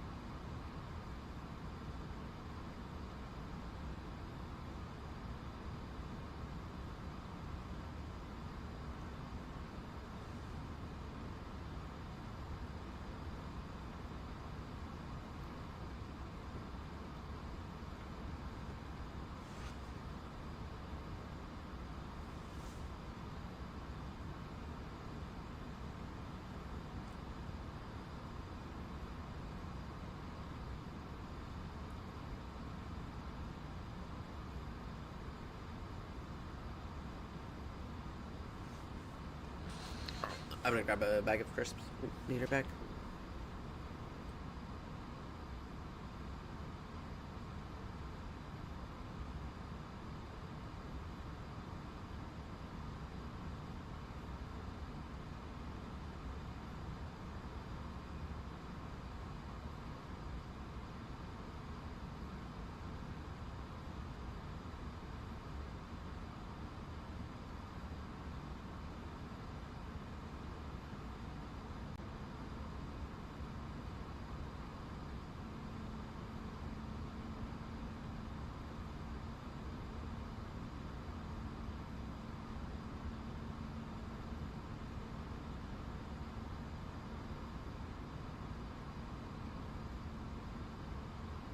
I'm back.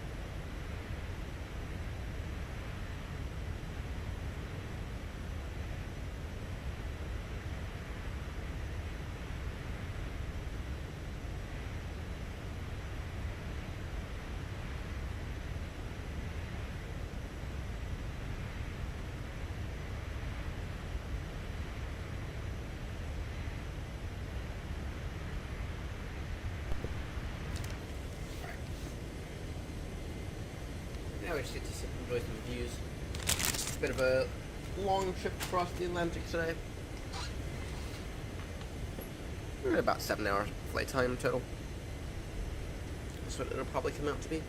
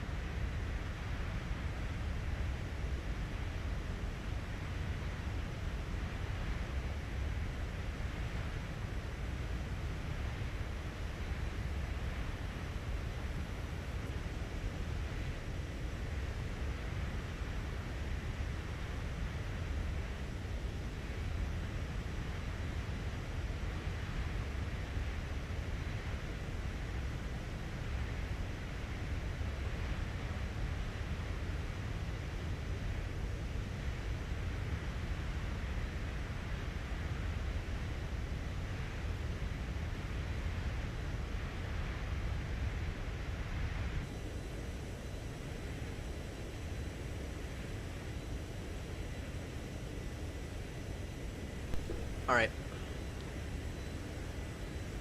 Apologies everyone for that extremely long break. I got so tired I had to kind of fall asleep. Anyway. Do a bit of a mid-flight check-in. We are currently... here.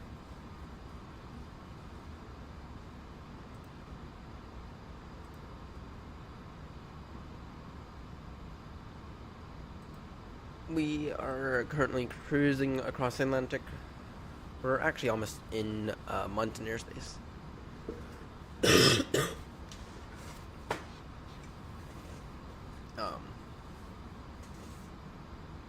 Yeah.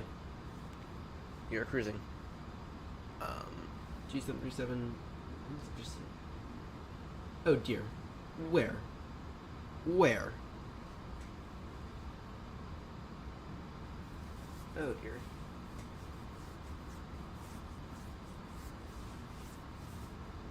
Apologies, everyone. I was just asleep for a bit, so. Anyway, I have to get back to sleep as well. It's not my intention to be out cold for the past hour and a half, so.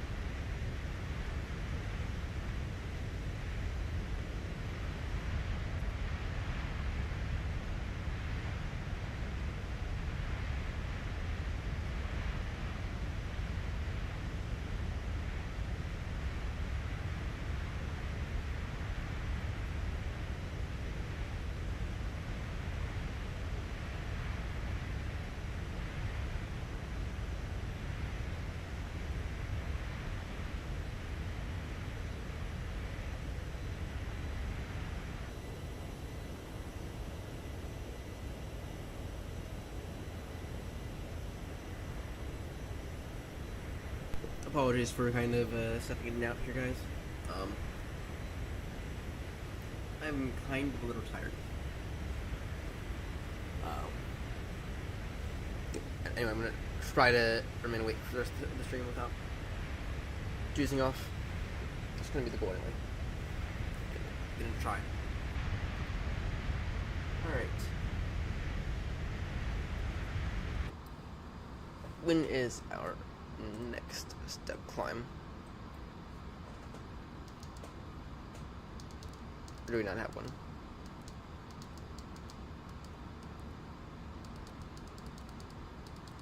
We do not have one. Okay, it's fine. We're in the long bit now. And I'll add. It's not gonna happen, unfortunately.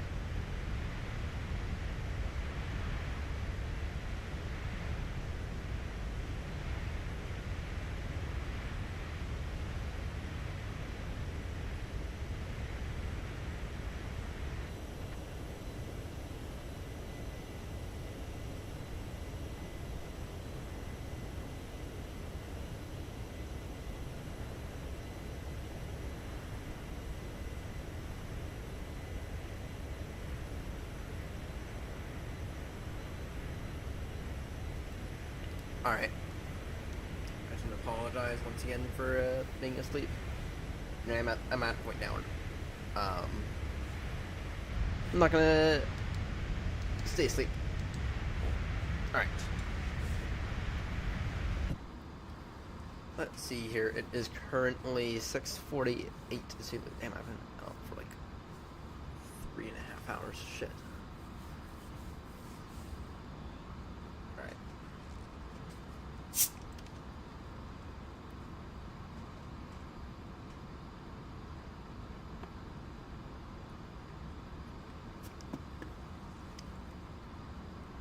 Damn, I've been out for 3.5 hours. Shit.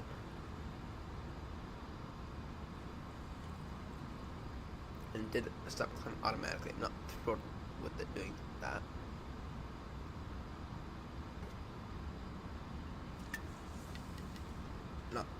I'm not thrilled with it doing step climbs automatically.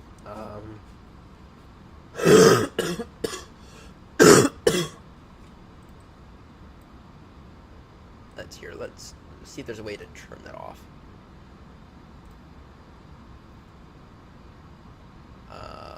Auto step climb disable, yeah. Should not be doing that. Alright.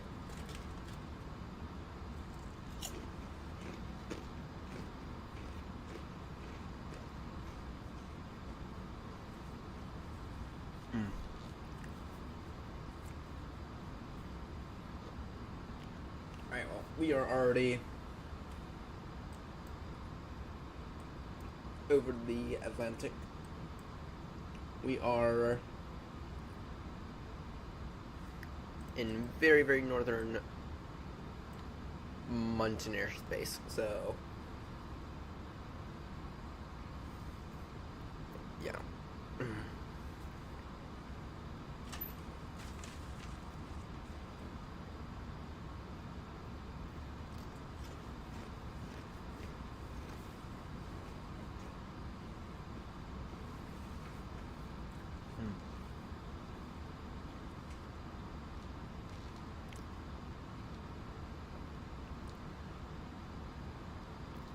You could just sit here for a bit.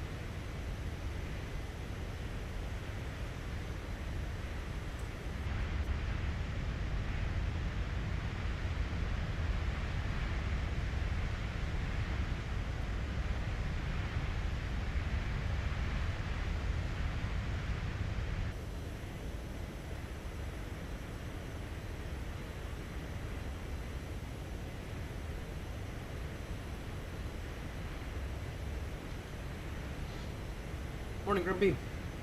Happy New Year, mate. Happy New Year. We are in the big bus today. We are in the really big one. Oh, not the really big one, but the 4-engine one. This morning I flew it. Oh, it was yesterday at this point. Yesterday I flew it from Lisbon to Heathrow to get it ready for me to use tonight, and I'm still not loving it. Gotta be honest, I'm still not thrilled with it.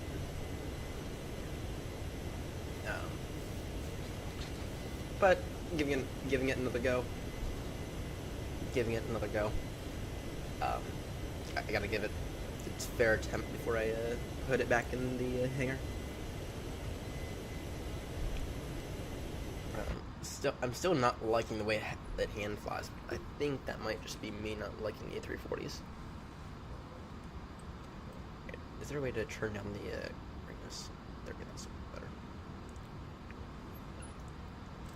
Alright, our ETA for Baltimore is 9:16 Zulu. That doesn't have... That's not including our arrival.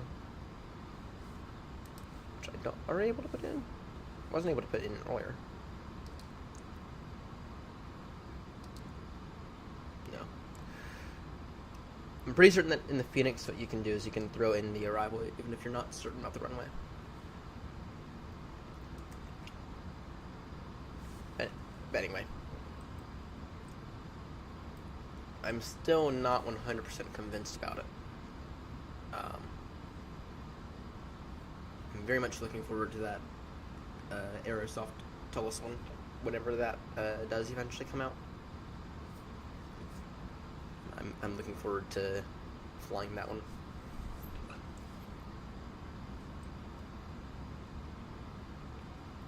Anything we need to do it here? No. Are we above our maximum? Wait. No, we're not. We're not. I gave it a bunch of extra fuel because I have no clue what the weather conditions are outside right now. Actually, we can take a look. ATC and take a look at what the conditions are when we arrive in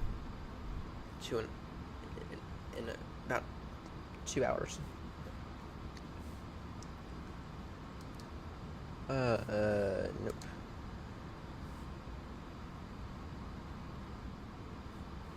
Where is it?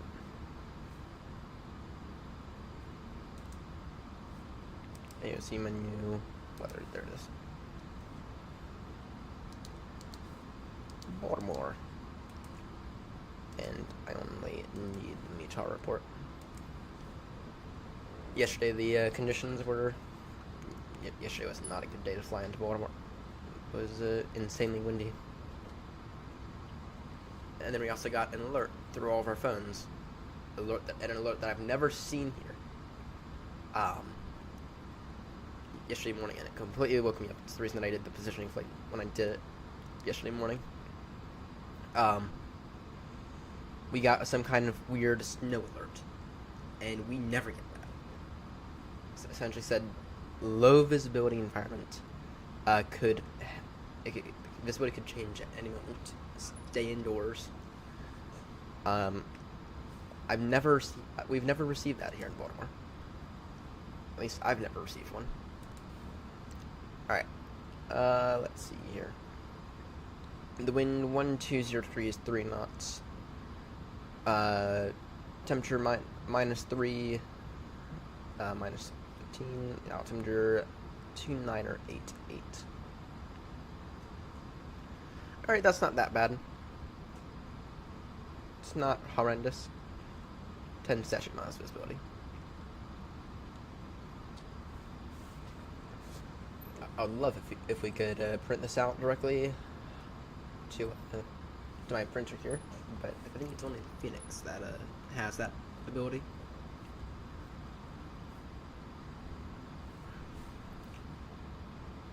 Though I am curious to see if Aerosoft is gonna bring that ability into the into their 340.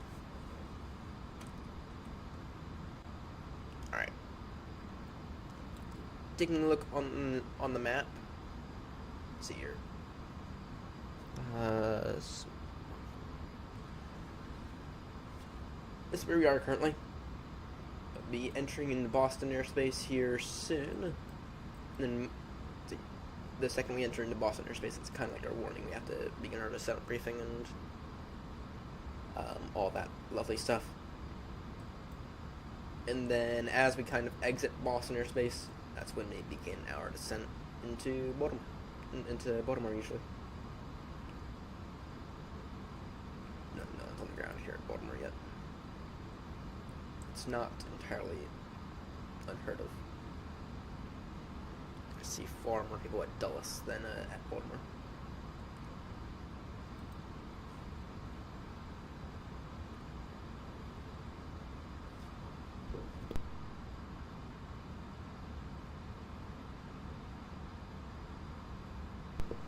Alright.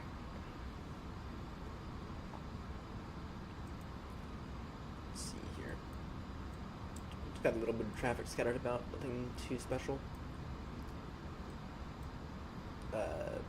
Minneapolis Towers online. And then of course San Fran's online, but San Fran's always online.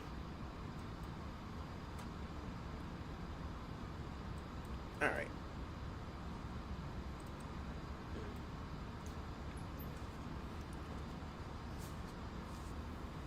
Right now I'm just gonna chill.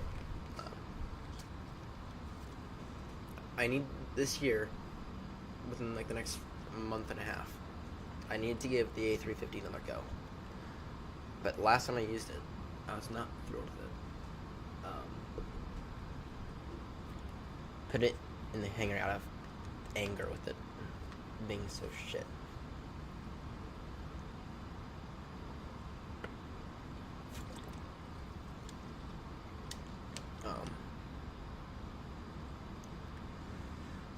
I need to. I need to get better with. I need to take the 350 out of the hangar,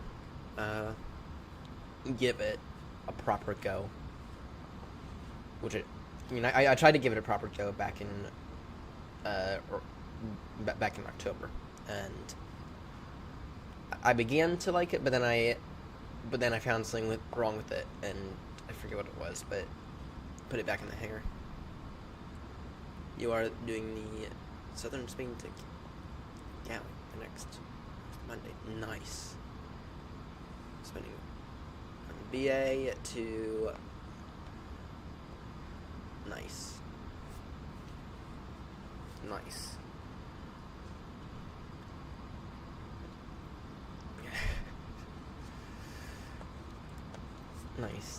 That is. It's been a minute since you're last in Spain. Flying. You're showing off, Mr. Mr. Moneybags. Showing off. Whenever I fly, I have to fly economy, which BA's economy is actually not that bad. I'm perfectly fine with the BA economy flight for 7 hours or so, especially if it's the newer cabin. But look at you, Mr. Moneybags. This month, once I've secured the money, I'm going to put in my FS projects order. Oh, upgrade BA points. Still Mr. Moneybags.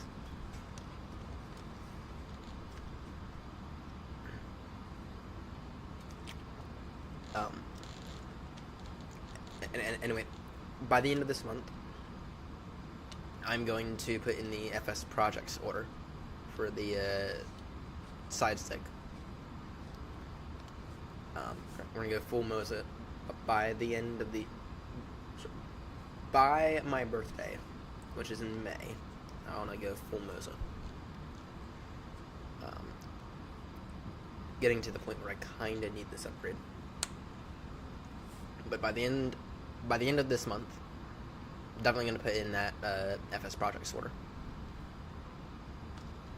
Definitely need to do that by the end of this month.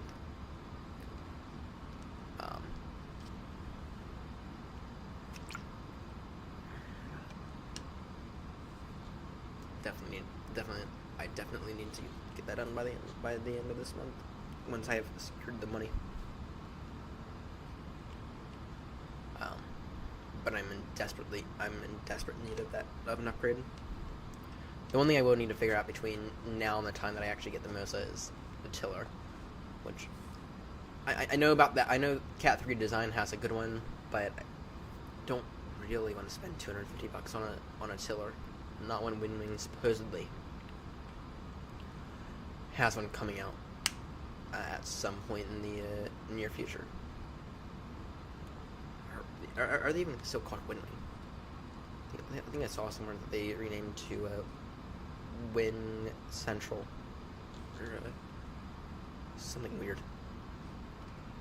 AG in this year. Yeah, Hong Kong or Bangkok. En route. Airline 2 flies further. Airbus. Oh, look at you going all. Damn. The only aircraft that I will never fly is a 737. I will never fly a 737. Outside of that, I'm not that picky. Outside of not flying on a 737, I'm not that picky.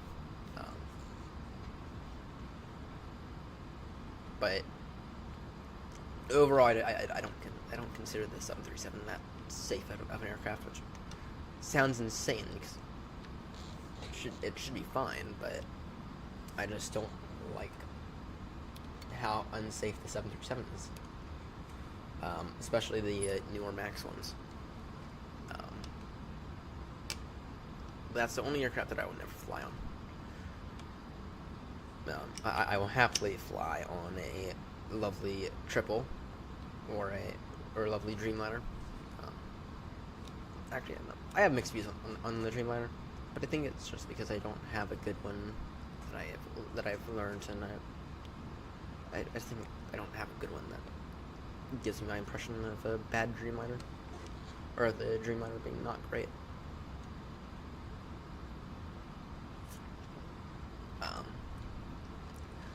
This year, the only trip I have planned is a full proper tour throughout the UK. I'm gonna go all the way up to Scotland, all the way up to Edinburgh area. Go all the way out to Bristol, which we did not make it to this year. Gonna go all the way down south to Bath and some of the cities down there. Gonna hopefully go past where my dad used to live.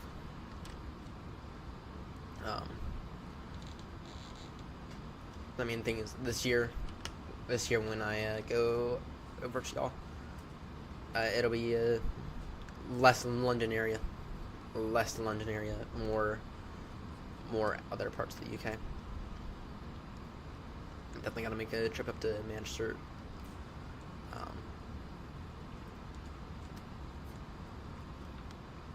We were thinking potentially going in March, but March is not going to happen.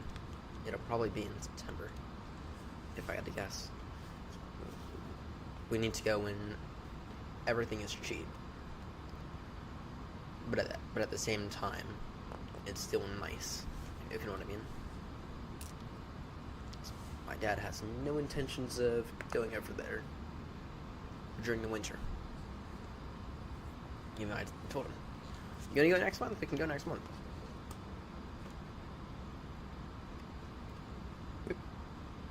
All right.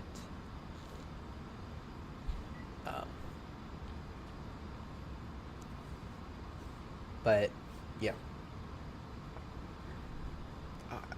I need to go plane spotting at Baltimore. by the end of March, I need to go plane spotting at Baltimore again.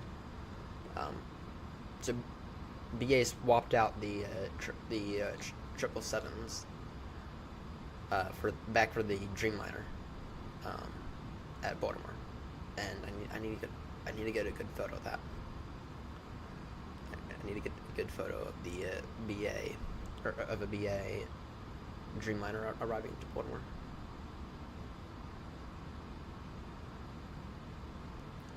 AirNott coming over for an expo.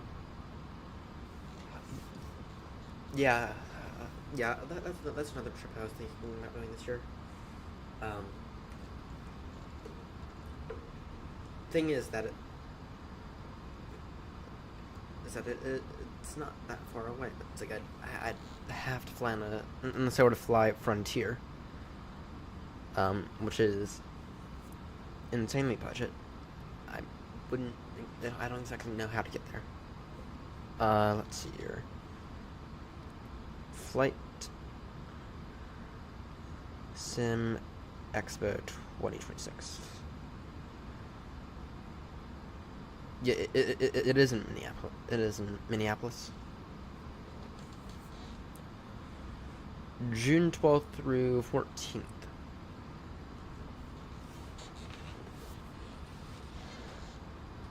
Where's Minneapolis at? What state? Because currently there are some states that I will not visit due to political reasons. Minnesota.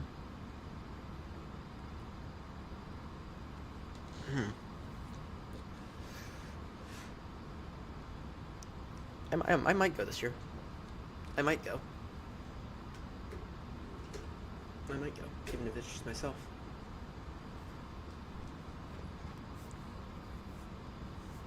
I might go to Flight Sim Expo this year. I mean, it's.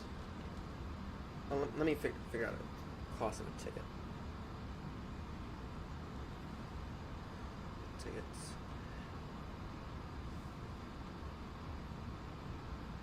So it'd be $75 plus however much the flight would be. I'm gonna have to fly on a 737 because Southwest sucks.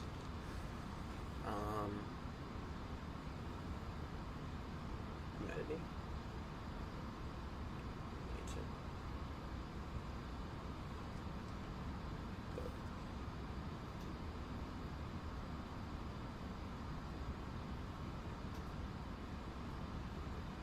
let's see here.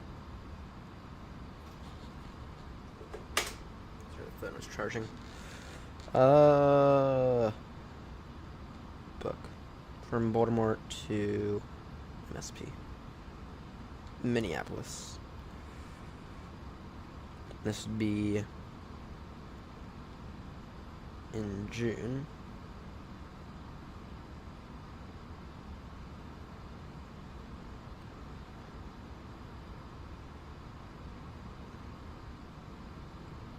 Throwing some bullshit dates. Let's see here. Looking at flying to the cheapest U.S. airport to fly into from the UK, then thinking car, drive to Mini. Yeah, cars are annoying for me because I'm young, which means I can't rent a car directly, so I'd have to Uber everywhere.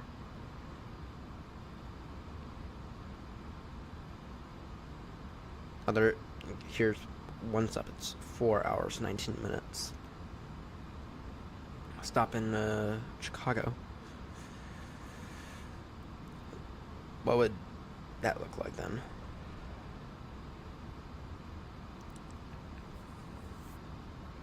Be an A320, and then it would be a 737. Great. In that case, if I'm gonna be forced to fly on a 737. Then just book with the Southwest, which owns half of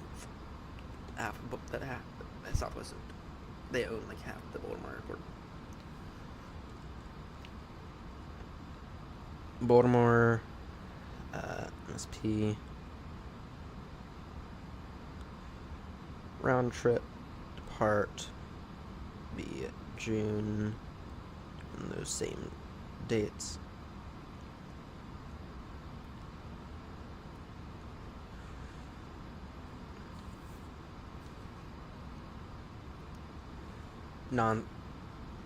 Non-stop 140. Damn, $241. Alright. See you in a bit, Grumpy. Yeah, $241. Yeah, I think I might have to pass on flights next week this year. Not if I'm trying to get back over to the UK for a nice round trip.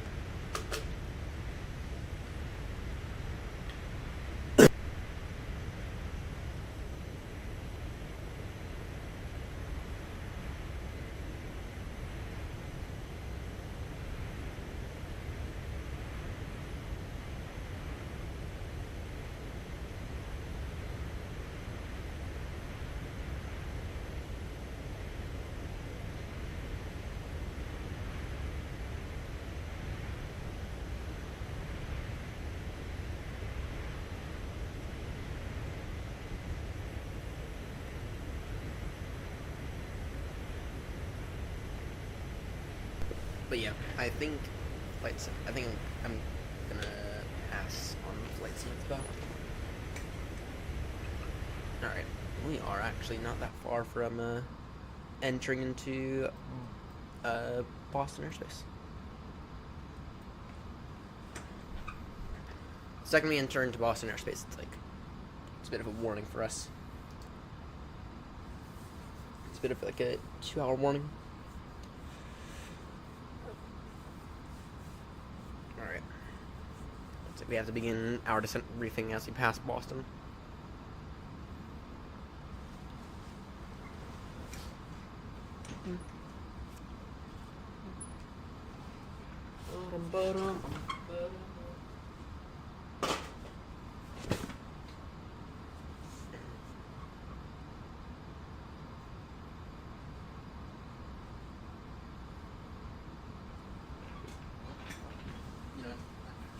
I need a cup of tea. Fill the kettle real quick.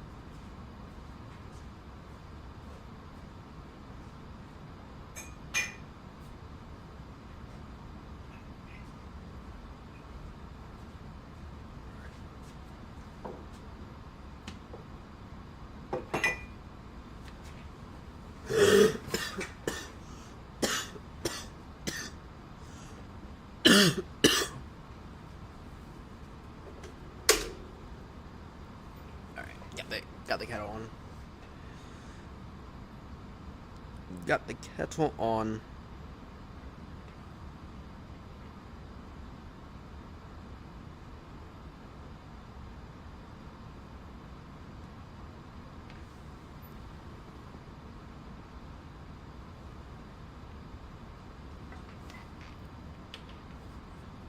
Alright.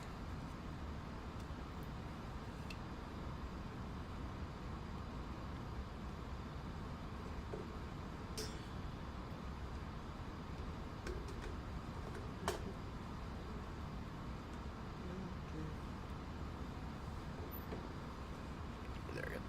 That'll work a little bit better. All right. Oh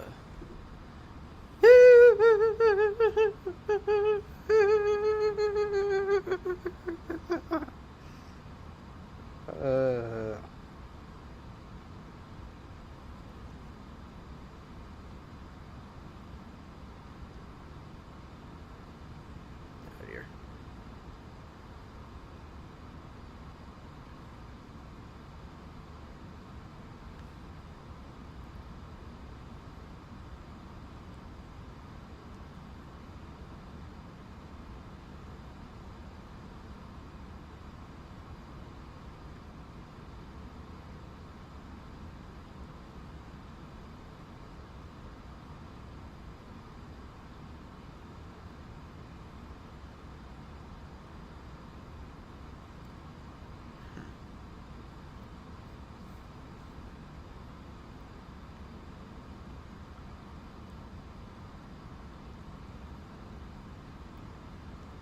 Oh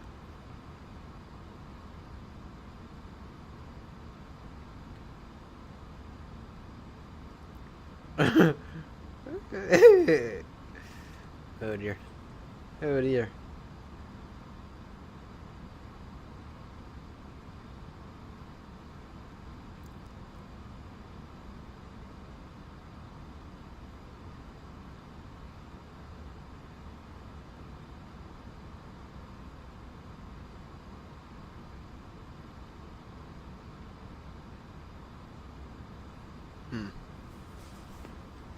Yeah, I think I'm gonna pass out on a flight sim expo. Think I'm gonna have to pass out on it this year. So do you have other priorities?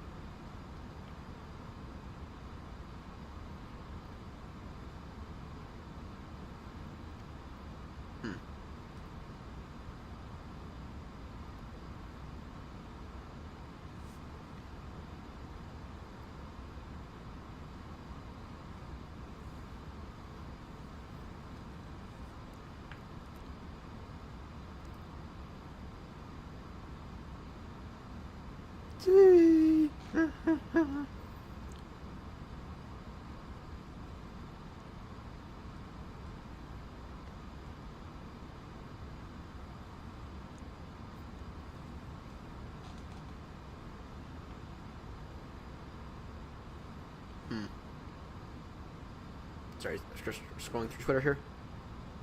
And it is still called Twitter.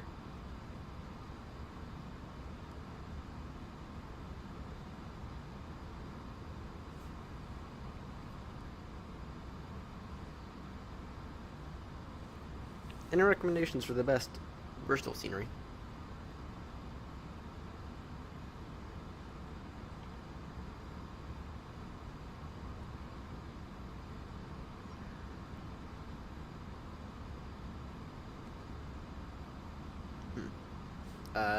The scenery I have for Bristol is it's a weird scenery. It's the scenery from the guys who haven't done anything in a while. It's not the SoFi stuff, it's the other one. Alright. Oh, is my mouse fine? Is my mouse actually gonna be arriving today? I need it to arrive today. I need it to arrive today.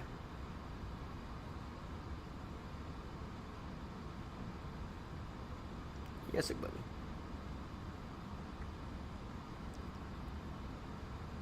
My mouse will, in fact, be arriving today.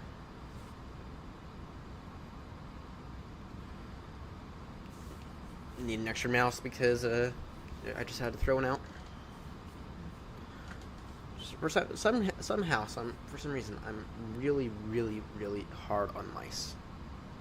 For some reason, I'm really hard on mice. And I don't know how I am, but I am. So.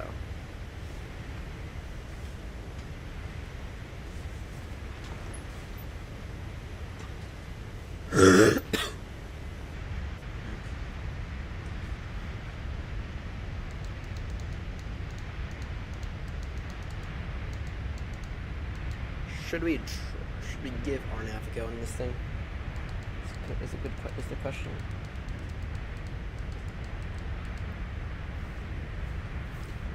Should we give AirNott a go in this thing? I'm thinking maybe we should. I'm thinking maybe we should give AirNott a go.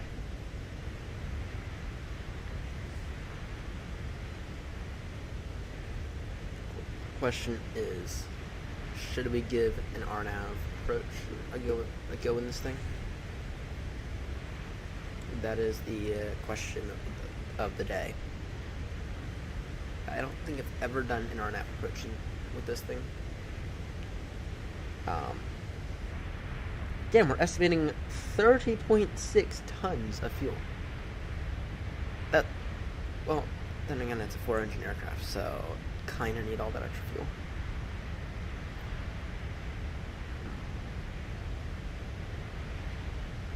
Yeah, we're estimating 30.6 tons. Oh wait, that's right. I told it to add an extra 2 hours of fuel. That makes sense.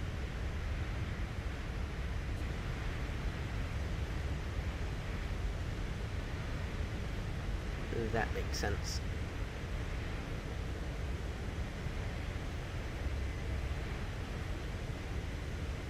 So I put out a video yesterday. I do recommend everyone go watch it. Let's give me 30 seconds, but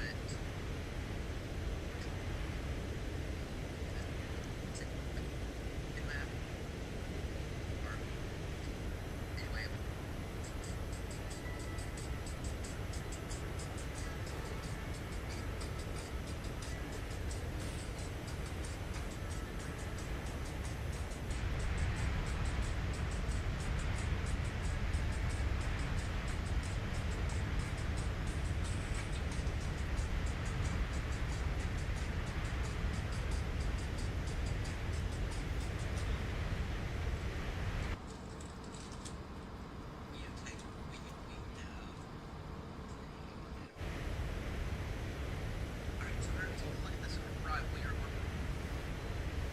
So I recommend that everyone go watch the video I put out yesterday.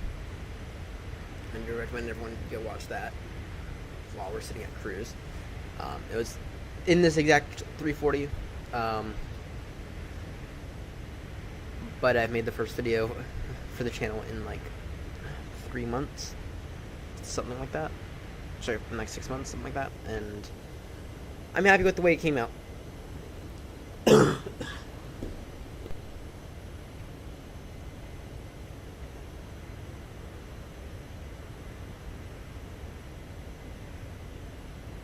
Apologies. First video that I made for the year. First video of the year's out now.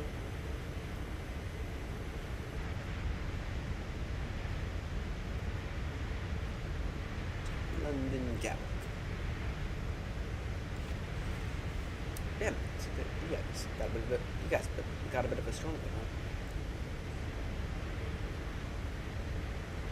Anyway, I made the first video for the channel in like 6 months yesterday morning, and I'm really happy with the way it turned out.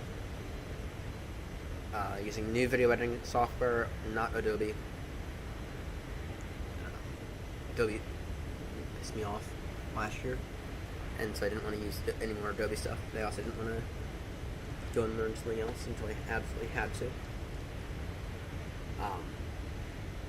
But anyway, I recommend everyone go watch it. It's quite good in my opinion. It goes a flight from Lisbon to Heathrow inside of this exact A340.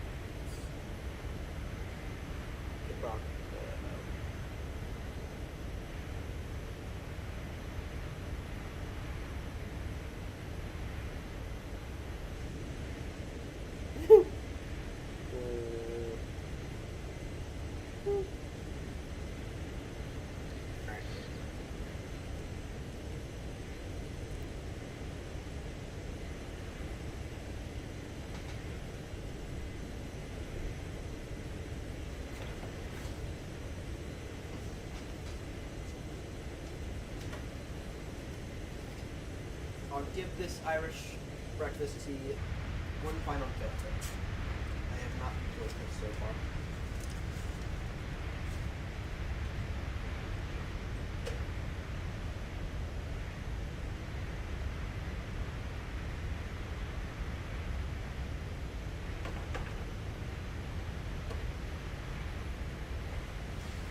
I'll give that Irish breakfast tea one final go. I have not enjoyed it so far. Probably need to order some good stuff off Amazon.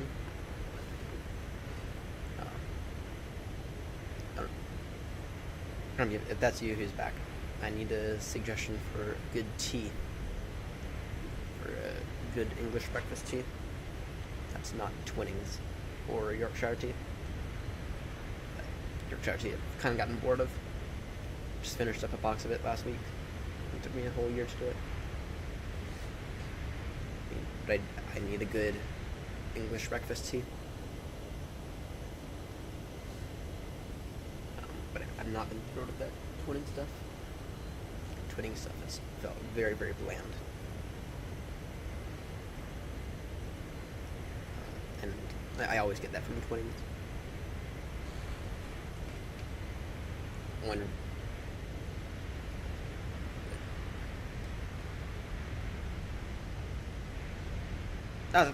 so that explain why Southwest pricing is why it would be like $500 round trip just on the flights alone for a 2.5 hour flight. That explain that. Yeah, I think I'd rather put that $500. Actually, I was just looking. I'm like, this is going to cost me way too much money to go this year. I mean, not when I'm going back over to the UK. It's like, I'll just take the $500 from this trip and make my way back over to the UK. Thank you very much.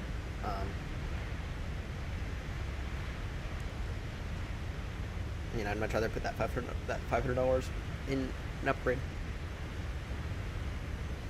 In a upgrade to maybe premium economy on a BA or that's an extra $500 I can spend shopping around. So this year when I go, I gotta try not to buy an extra bag, which yeah.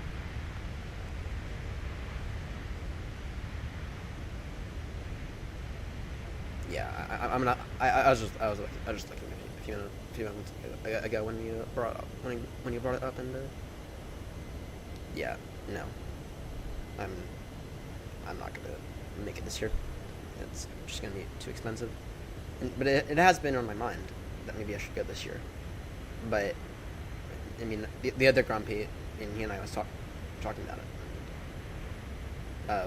I talked about it briefly when the dates came out, and I looked briefly back then, and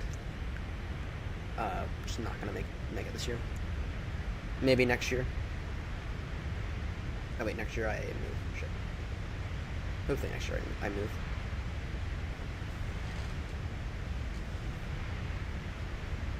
Flights in 2027. AirNott tour. Maybe.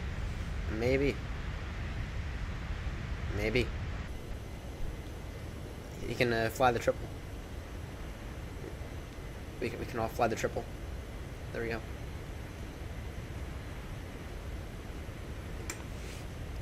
Oh, Grumpy, did you ever see my note about us not having any A320s in the UK? I don't know if the situation's gotten better recently, but Clark and I were actually talking about it.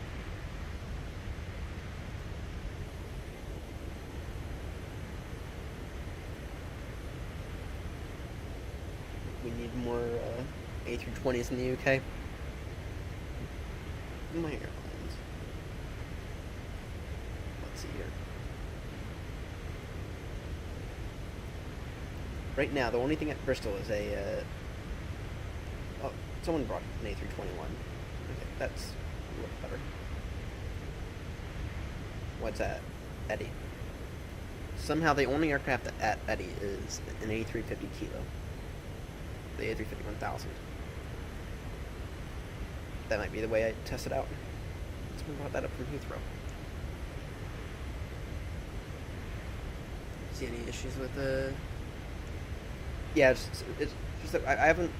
We don't have that many A320s in the entirety of the UK. I mean, even if we come down here at Gatwick, I mean, we have an A321 Neo, and we have an A321. That's about that. Even at Heathrow, the situation's not great.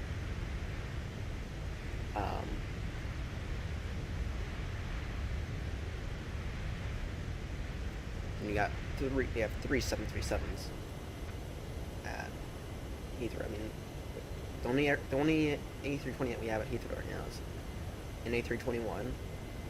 I mean,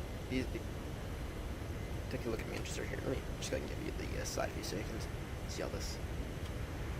I mean, okay, we have 3 A320s here at Manchester, but still, people fly them places, and yeah, I'd be more than willing to help out with some redistribution, and just try to get a few into, try to get a few more at Eddie, considering that Eddie is a favorite.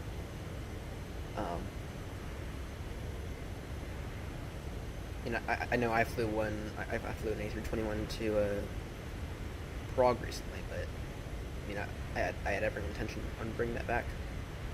But then we have an issue of if we come down here to Athens, right? We have, you know, at the very least 2 of these could go, because at the very least we have 2 of these that could go back into the UK that are sitting there at Athens. No one's flying. There's another airport like that. Is it Istanbul? No, Istanbul is fine. Rome is another good example. I mean, I reckon we could. Yeah, the hub should have plenty of aircraft. Yeah, I would agree. Someone's doing something now. Oh, someone's doing Manchester.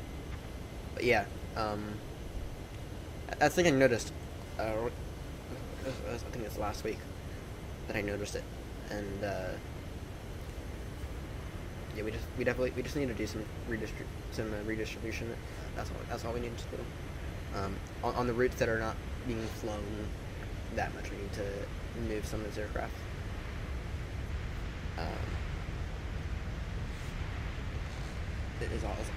That's all we need to do. I mean, we just gotta get some back into Eddie. Get some back into Eddie. Get some back into Bristol, since Bristol is a bit of a favorite of ours. You know, I took an A321 over to could have been an A320.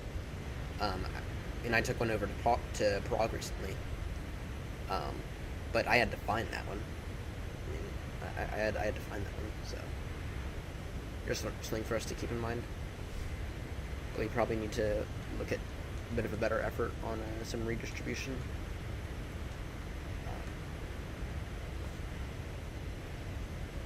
And then someone keeps moving my 772s around.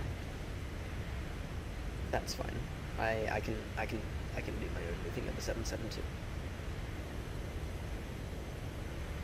Alright, we are entering into Boston airspace. Too bad Boston is not online. So yeah. I mean, we just need to figure out a way to. I mean, really, we just need to figure out a way to convince people to actually do the reverse flights.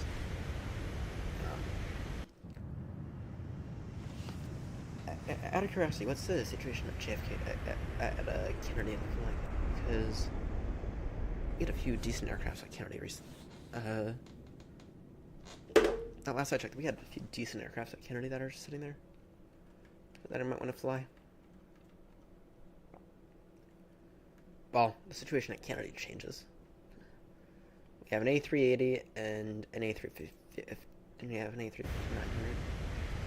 You know, I've never flown the 900 variant of the A350. It's always been the 1000. Ah, so that's the bloke who took my 772. That's where one of those went. Went off to LAX. I'll have to fly that one back at some point. And I see we added Boston as a route. Have an A321 at Boston. Maybe one of these days I'll actually do some U.S. domestic flights.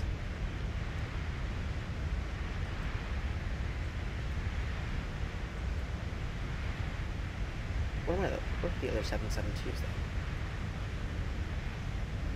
We have in Copenhagen. No 772s in Copenhagen. I should probably bring back a.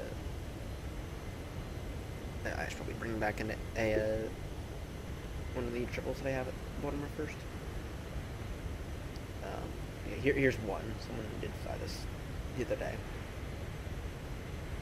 Next week when we resume the 777 flights in between Baltimore and Heathrow, we will need to probably move one. I'm trying to keep Baltimore nice and clear of aircrafts. Make sure everyone else can use them, but right now I just have a single 777 at Baltimore. A single 777 wide body. And then of course I'll have the 340 there in about 2 hours. Alright, our ETA is 9:17 Zulu. That's in approximately an hour and a bit.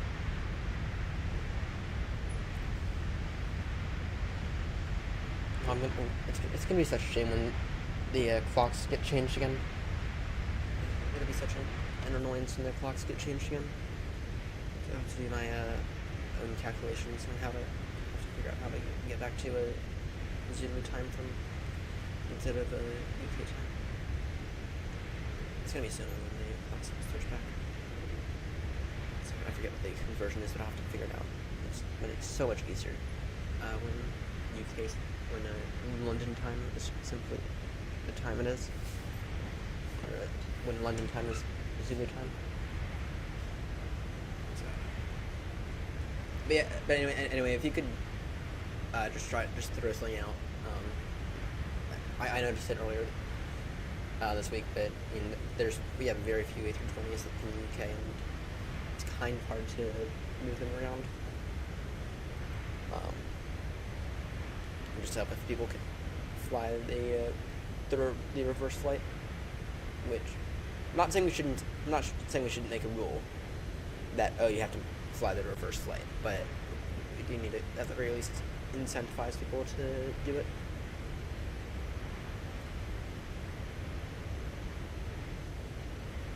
Now, what's the situation at ATX? Because not bad. We have an A340 at EGNX.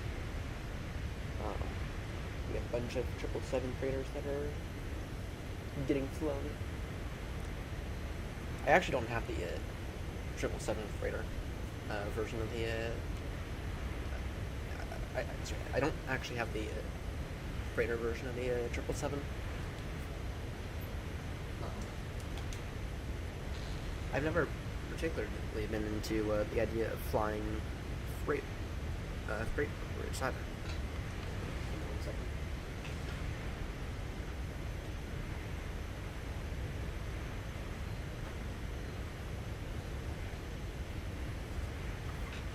I've never particularly been into the idea of flying freighter routes either.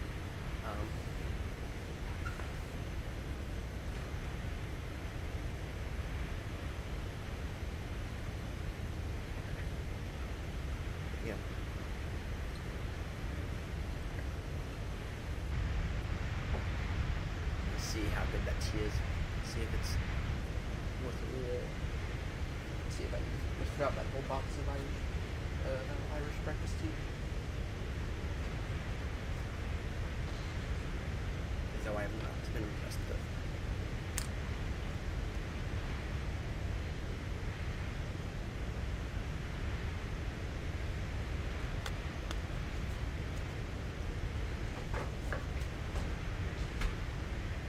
Yorkshire tea is so much better.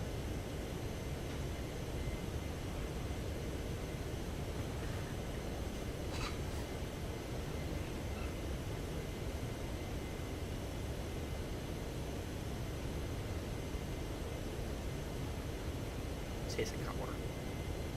It's been sitting there for a good 5-6 minutes. Alright, Grumpy, what? Any recommendations for a good tea that maybe I can get here in the U.S.?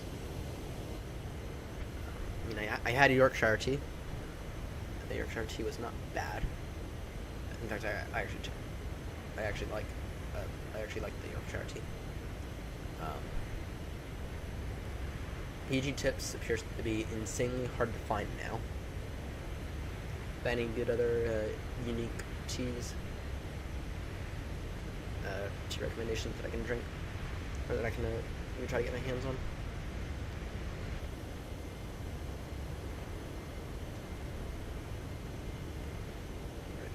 Before I put any more of my time into that Irish tea.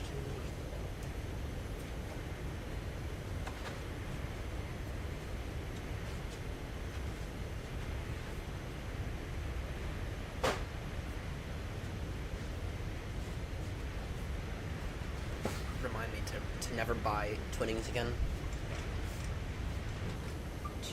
Twinnings is really not great.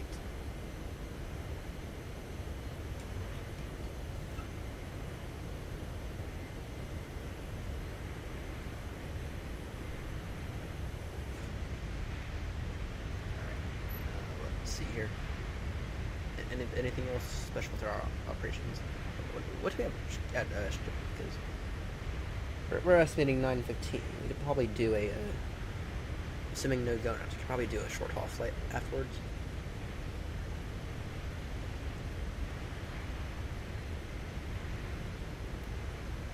Schiphol. Yeah, we got a lot of A320s at Schiphol. Do we have a Schiphol to Bristol?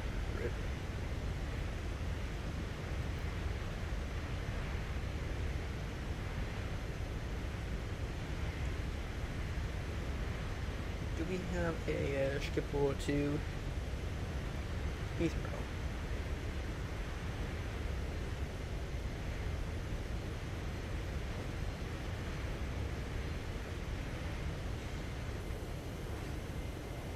Let's see here. We do.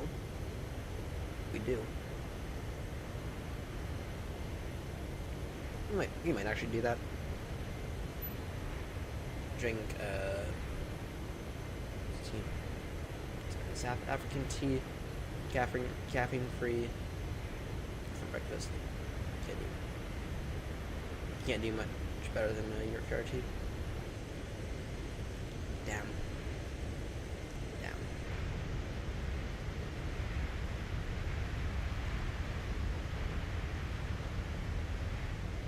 Alright. So yeah, what we'll do is we'll fly this, once we land, we will go ahead and do a little positioning flight from Schiphol to Bristol. That's what we'll do. Help out with the repositioning efforts. So I'll probably have, I'll have plenty of time. And ETA is 4, but I don't have to be at work until 3. So, you got plenty of time. I've been foolishly sleeping throughout most of this flight, so,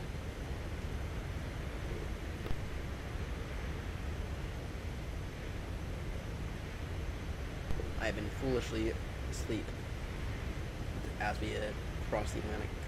I just sat here and dozed off somehow. So this flight has been easy for me. got no clue how I managed to do that. Because weird thing is that before this stream I spent 6 hours this week. So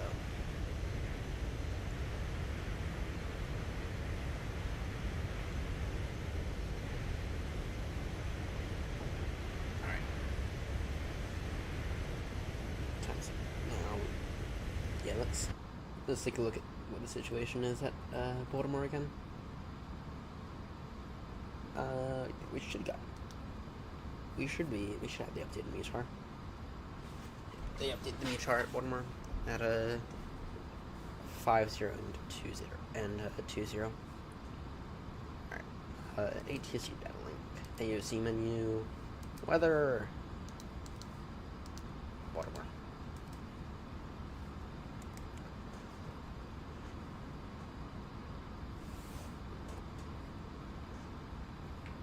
Alright. I'm gonna trust that you're gonna help me out with making sure I don't miss anything on this descent briefing. On this descent briefing, receive messages, weather, the wind, calm wind. That is a drastic change from what the weather was yesterday. Alright, this was as of 7:54 Zulu. Yeah, so that was 4 minutes ago. 10 statute miles visibility, broken 5.5, overcast 9.0, temperature -3, dew point -1.4, altimeter 2987. Alright. In that case, let's get an autograph though. Usually, oh, actually, what are they using right now in real life? I'm hoping they are using a 2.8.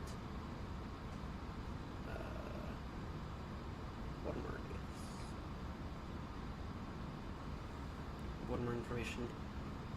Romeo current. Yeah, as of 4 minutes ago. Arrival. Aircraft expects visual approach. Runway 33 left, runway 33 right. Departing runways 28 and 33 right. Okay.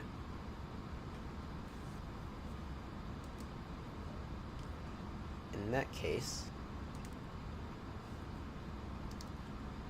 we'll take 33 left, which gets us to the gate. Which is the nice thing. Gets us to the gate without much taxiing. Downside is that it does require me to have to hand fly this aircraft a bit. First off, clear direct Nookie. That'll help us out a little bit.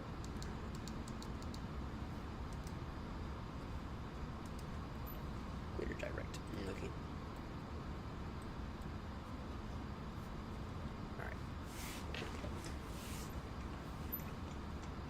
Baltimore.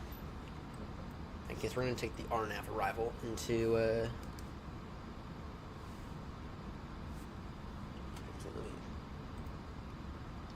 since the RNAV Zulu, pretty key.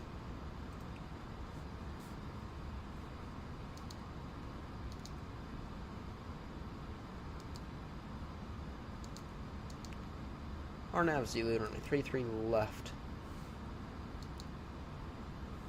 Trish 4 is the Noogie transition, and this via is going to be from Key.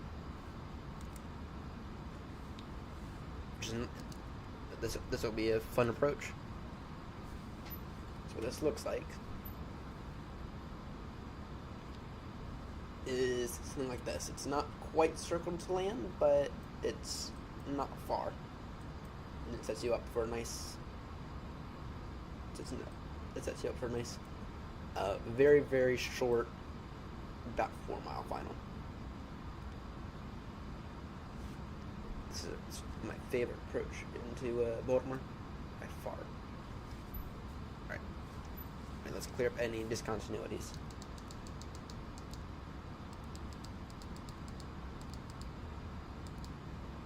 So key. This is have the hook waypoint in it. So we have to skip all that. It does not. It does not. And our alternate is Dulles, which there should be no reason that we need to get to Dulles. I mean, we're kind of screwed if we need to. Estimating, holy shit, we're estimating 13.9 tons of fuel on board when we land. Holy. Are we low on maximum landing weight? Yeah, we are. 182 tons. Our maximum landing weight is 192. Alright. So we'll wait off before we put in the performance data. But what this arrival looks like.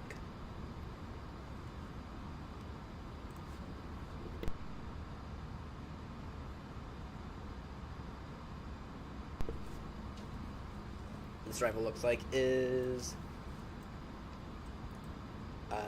12,000 level Troys, then down to aim to pass free around 9.5, aim to pass Trish around 8.5, then down to Woody around 5.5, Fins at 5.0, and then Key at 4.0.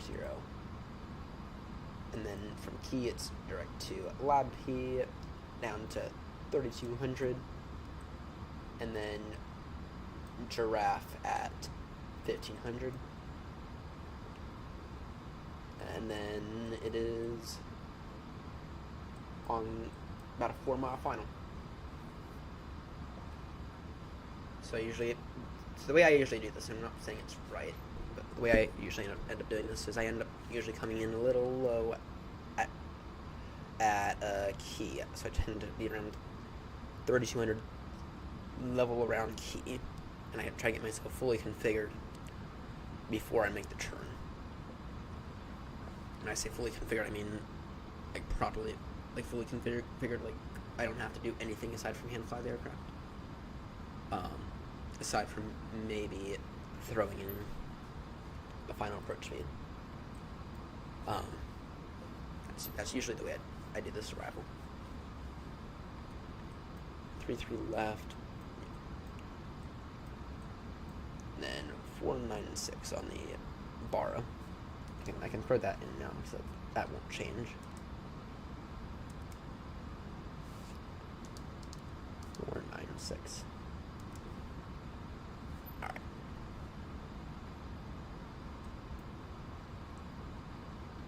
And then once we land, we will be going to, I think the triple that I brought back last week is at Echo 3, which means we'll go to Echo 1. It's still the same area, it's a difference of 2 gates. I'm thinking we'll go to Echo 1 later, in terms of the gate. That's what BA usually uses.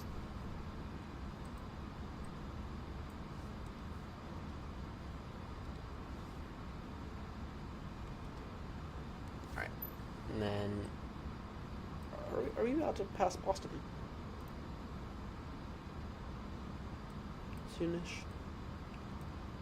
Soonish. Alright, so our top descent is telling me that top descent's at 8:51. We got about half an hour. Now, I never ever trust VNAV to tell me when my top descent is. I always do about 5 minutes beforehand. That usually tends to work quite well.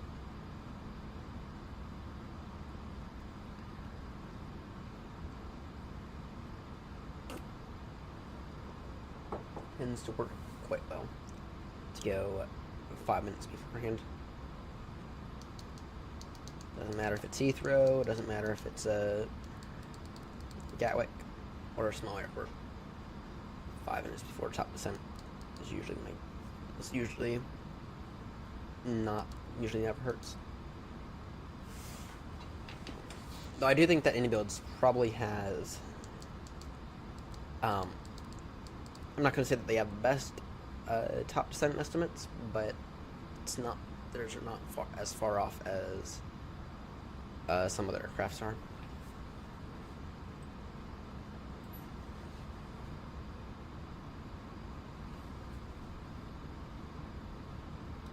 All right.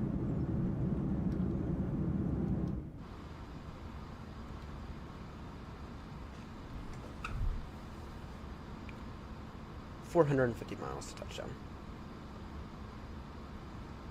Alright, so we'll go ahead and pick up updated stuff in about 15 minutes. Updated weather and figure out our landing performance in a bit. And hopefully I don't bash the thing into the runway like I did at Heathrow earlier. I'm still struggling with flying this aircraft. I'm still struggling an insane amount with this. And we completely bashed it into Heathrow's runway yesterday. We completely bashed it. Actually, I could probably make that short now while we're waiting. I even put a note on it that in the video that I put out yesterday. Press on itis at its finest.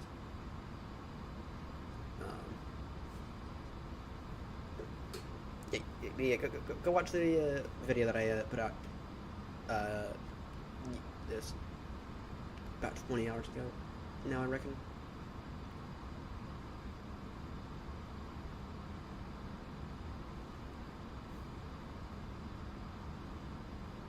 Yeah, let me go ahead and make that short now because that was the first landing of the year.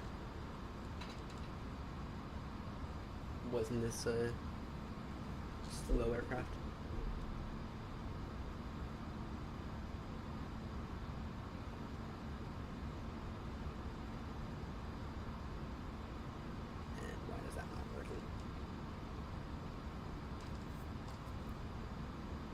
Reboot my YouTube app.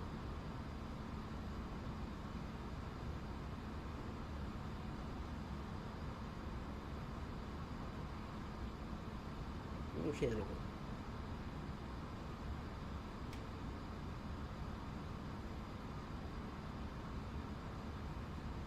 Not great.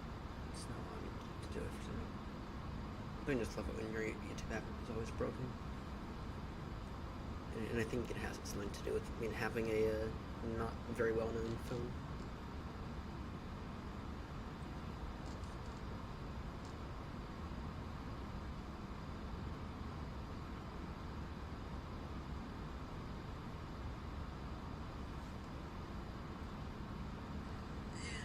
There we go. Next, head into short.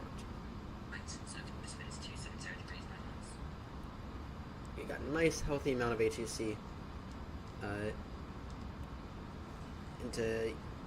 with yesterday arriving into Heathrow.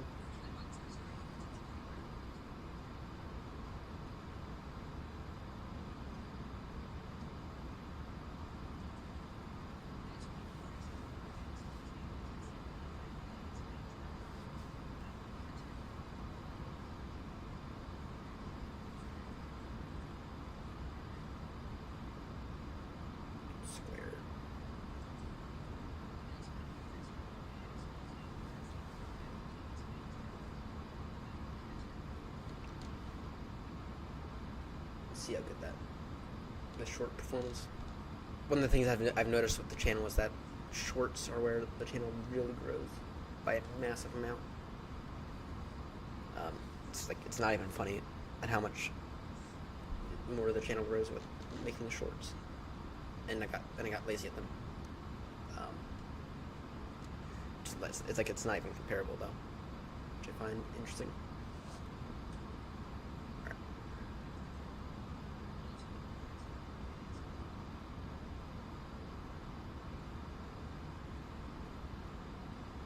See if that's a little bit better.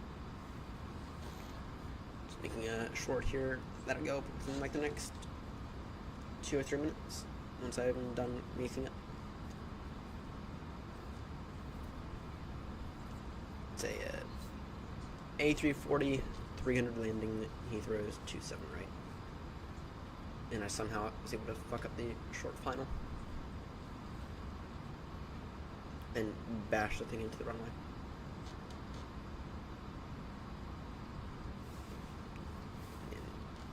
And 1.61 G is what the landing was yesterday, so we really gotta do better than that. Yeah, we really gotta do better than 1.61 Gs.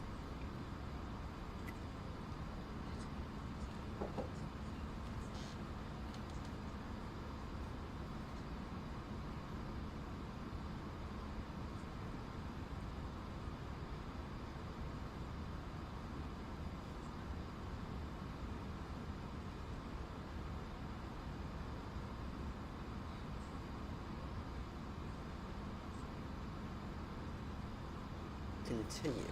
Just continue. Is that a position that I like?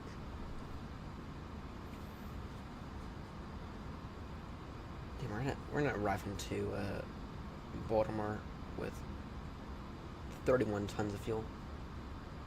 I reckon. That's more than I've ever arrived into Heathrow with. The most that I've ever arrived into Heathrow with is about 25 tons of fuel. That's because I load up the aircraft by an insane amount. Alright, let's see here. Inibuilds a 340, 300.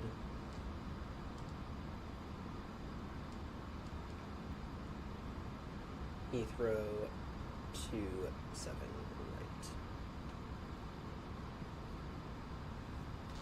Got top descent, no ATC view.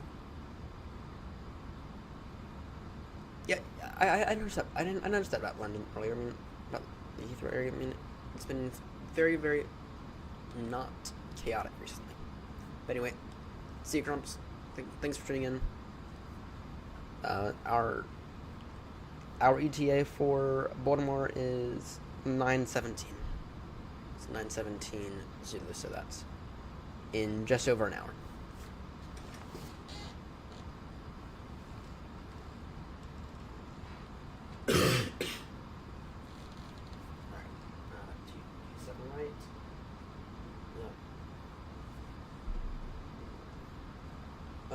Let's see here.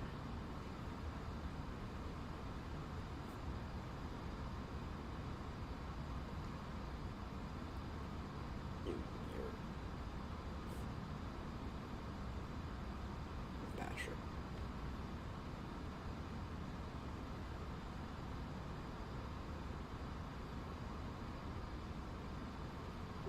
Your video needs to be 1 second, at least 1 second long to be uploaded. That's an annoying bug.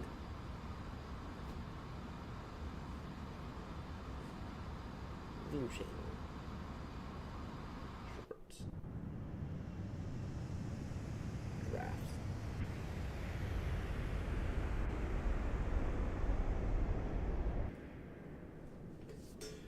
Okay, let's see here.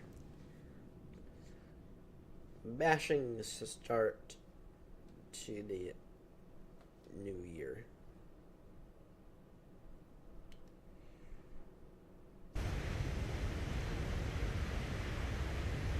A340, 343, dashed into 27 right. In first landing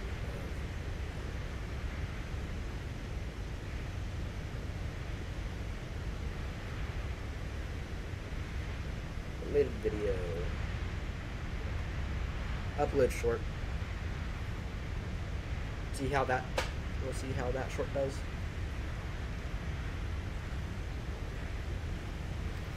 You will see how that short does.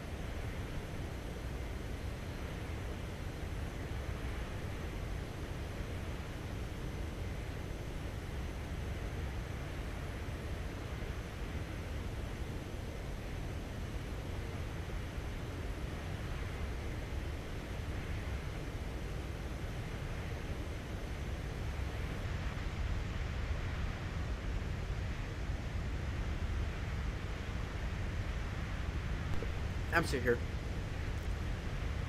Begin our descent here in about 20 minutes or so.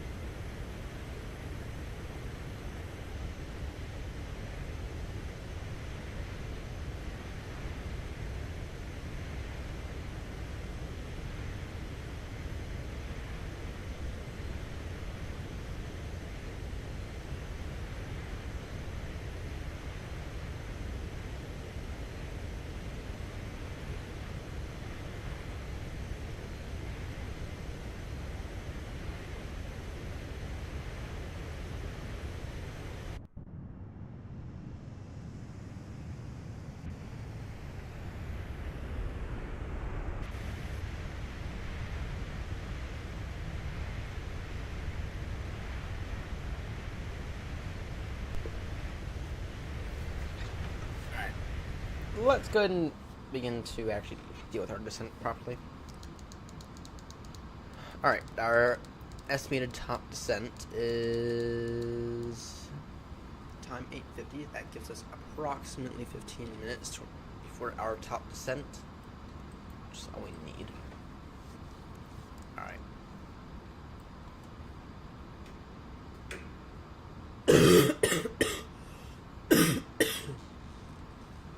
Expecting only 3-3 left.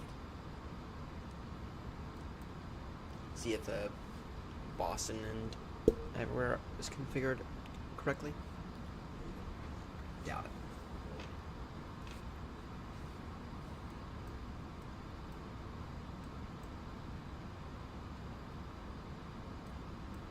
Anyway, 12 level Troy's.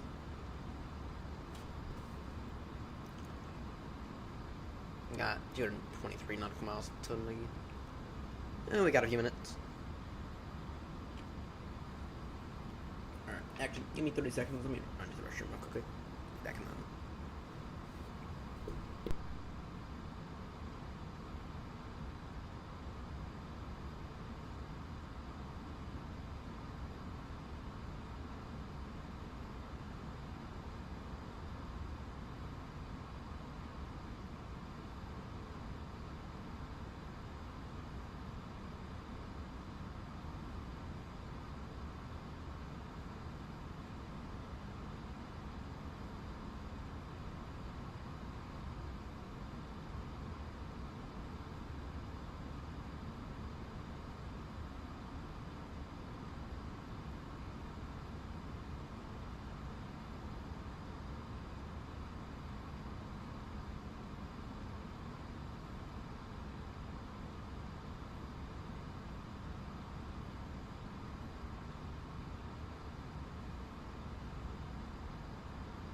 Alright.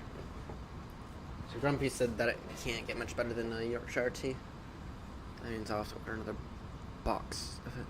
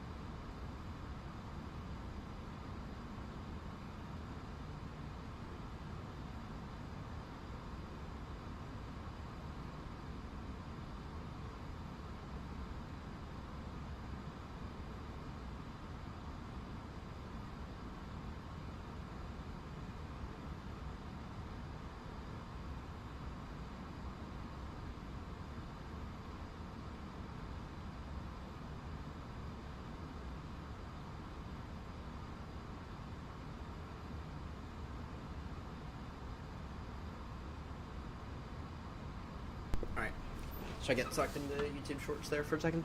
Alright. We got about 5 minutes or so before we want to begin our descent. Alright, performance. Next phase. Alright, what is the updated Baltimore meter?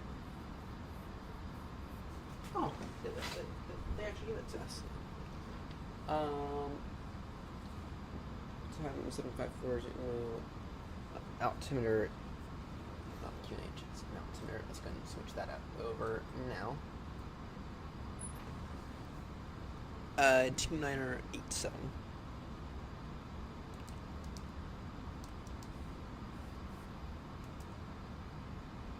-987. The temperature is -3. The wind, 0 wind. 300 degrees at 00 knots. Alright.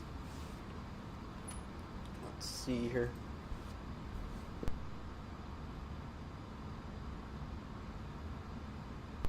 Alright. Let's see here. We need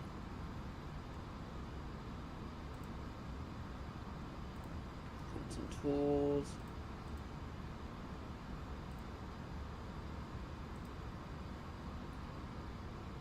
Alright.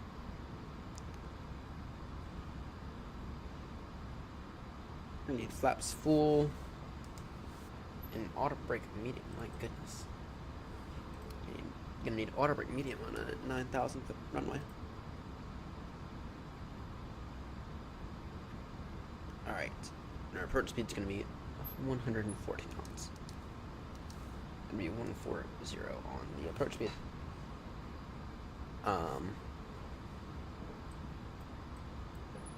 Alright. Send 120 level Troyes. Begin descent in approximately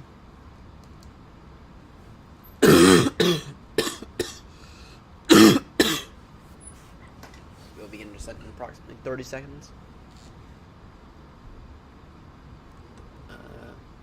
We actually got a few minutes. In that case, we can tune in 19.400 in as our standby frequency, as that is the Baltimore CTAF.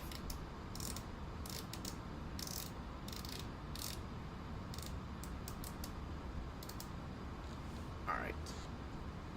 That's in. Alright. Begin descent in moments.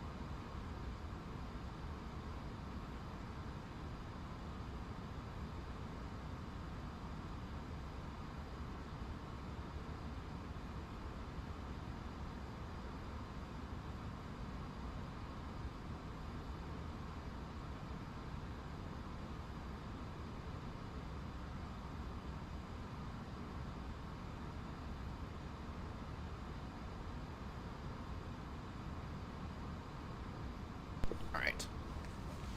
See here, we are now at a point where we can go ahead and begin our descent into Baltimore, Washington International Airport. Alright. Ascending now, flight level 120. Level Troyes.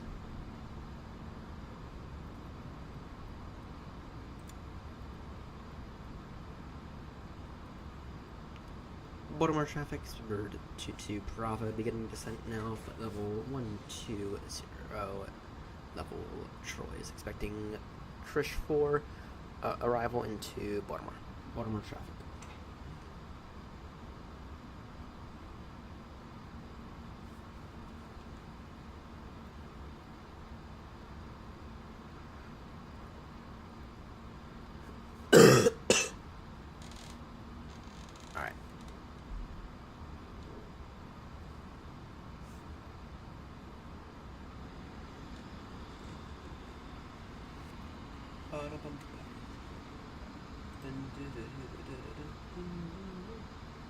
Delta A330 about 3,000 feet above.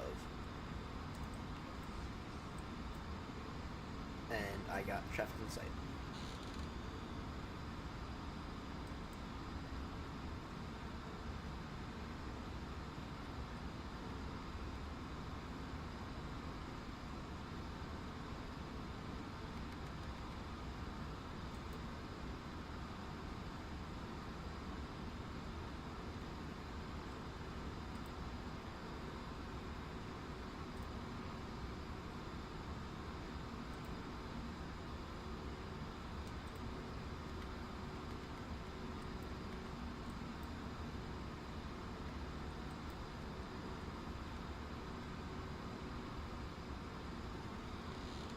Grumpy's arrived.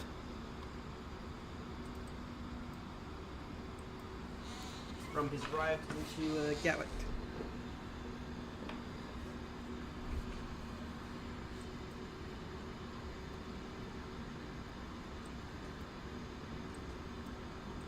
Alright. Out of curiosity, has someone come out with a VA livery yet for this aircraft?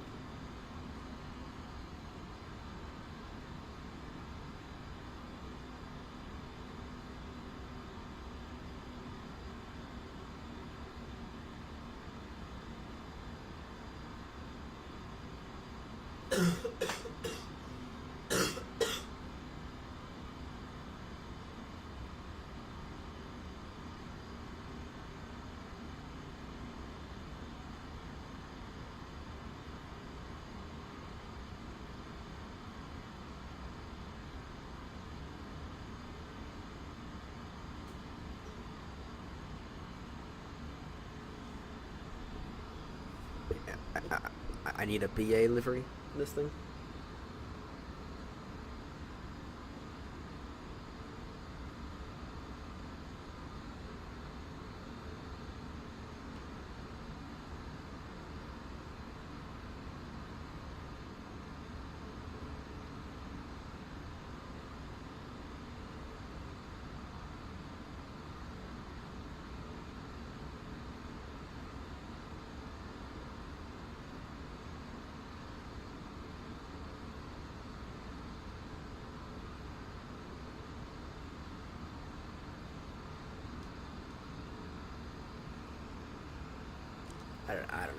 I don't know.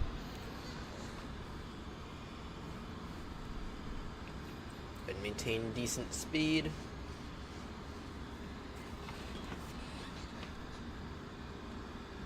Oh, look at that. It's actually... No, it should still be on standard pressure, you bigot. You should still be on standard pressure. I don't know why you thought to switch over automatically.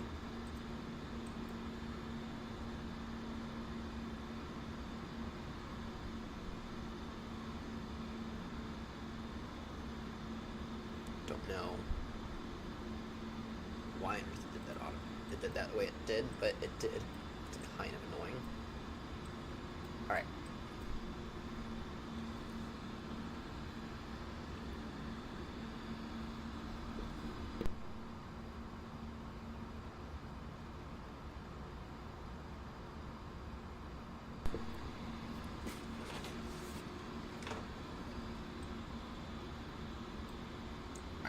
autobrake medium. We do not have the most amount of runway here. You're landing extremely heavy today. You're landing extremely heavy.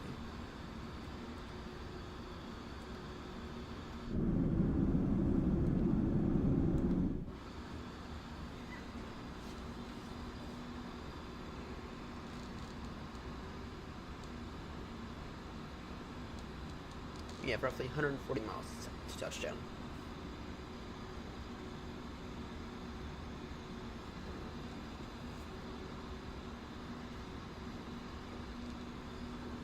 We're about to do RNAV in this thing for the first time ever. Don't know how well that's going to go, but hopefully it goes decently.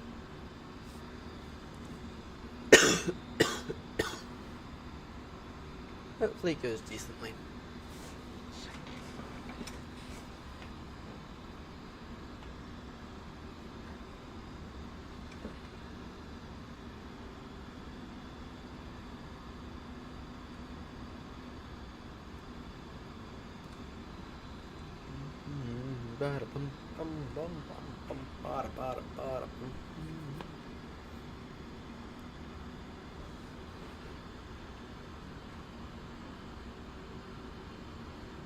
Like more snow expected today. Yo.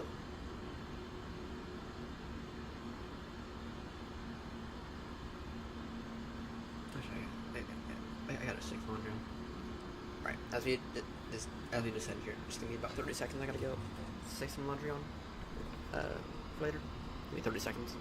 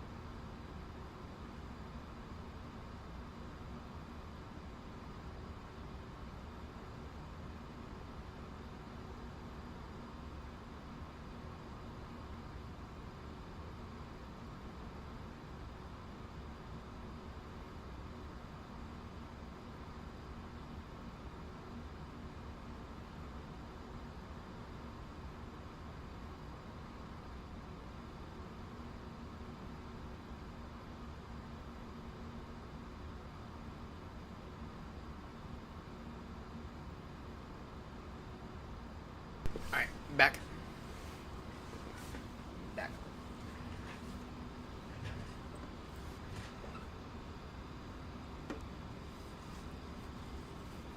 Alright.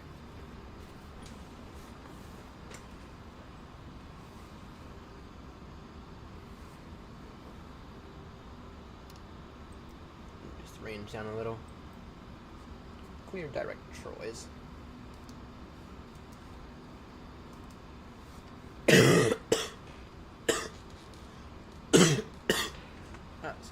So that would explain why we're going so slow.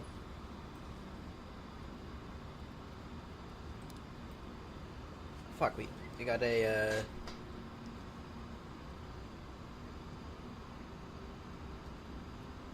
102 knot headwind. Shit, that'll explain why we're going so slow.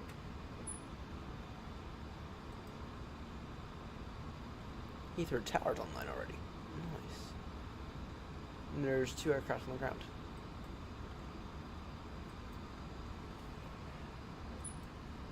Wonder if it's Clark. Alright.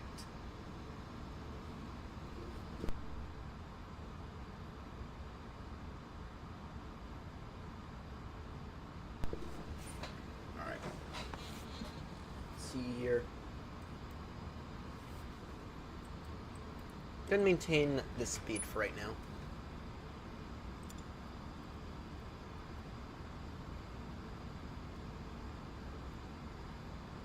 I'm gonna go ahead and reduce to about 210 in a few moments.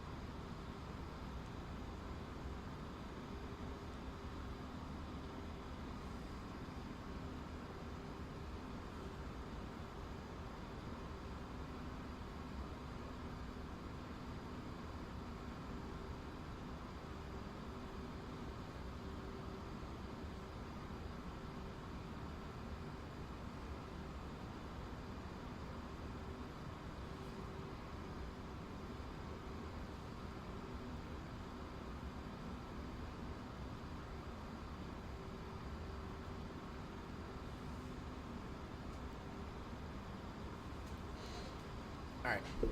Sorry, I was thinking at Martin City Airport. We'll be passing here in a moment.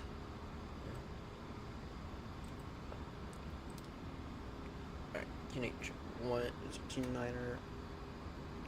29er. It's really 29er. That's 29er 87. What do I have in here? Yeah, I have 29er 87 in here as well.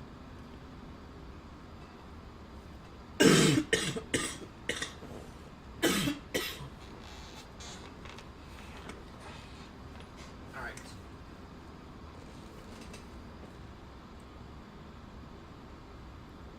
Definitely want all the anti-ice on for this arrival.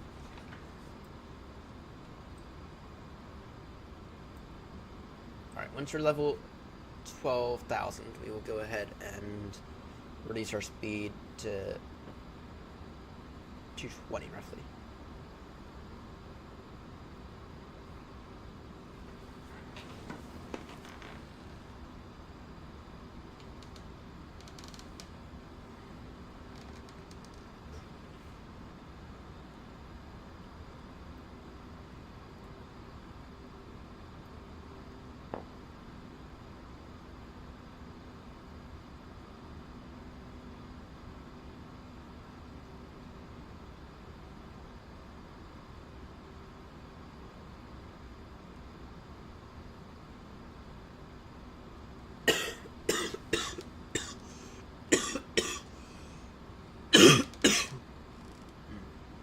Excuse me.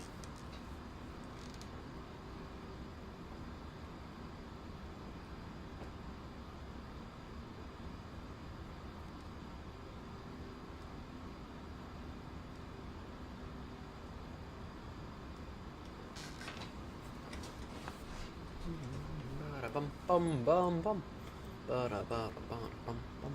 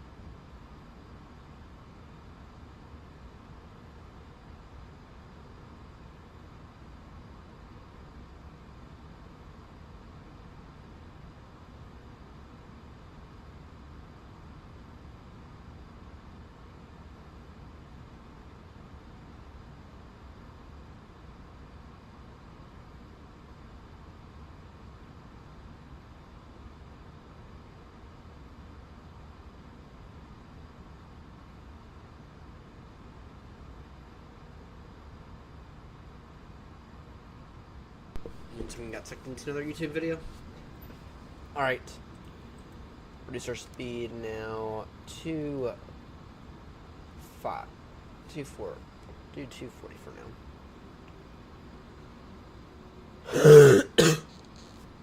I got a company message.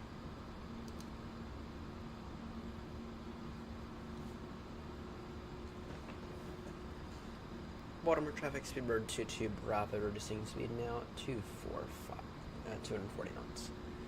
Descending now, flight level 90, Baltimore traffic.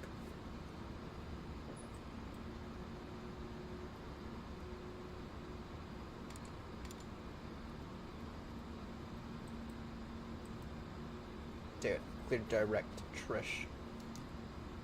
Clear direct Trish.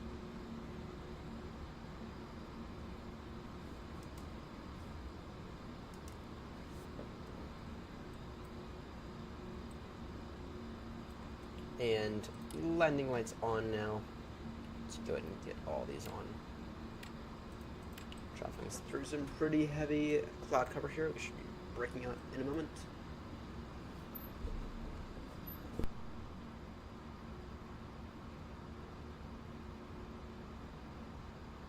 Alright.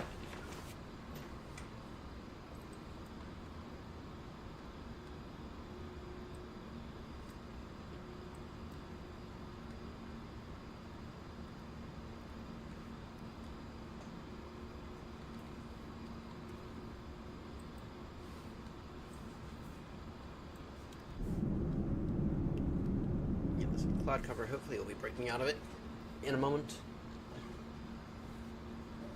And then we get to sit here for a bit.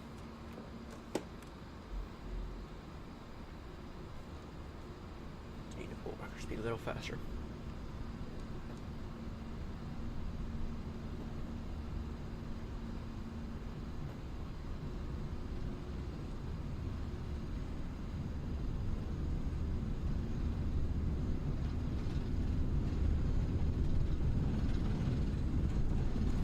Nice, we avoided it. We avoided it. Now this thing is, supposedly one of the nice things about this thing is that this thing is amazing at landing in these absolutely rough conditions here. Alright.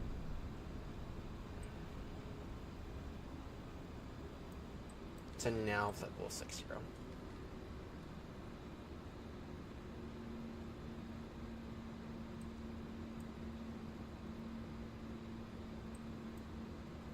Baltimore traffic, Speedbird 22 Bravo, descending now, flight level 60. Baltimore traffic.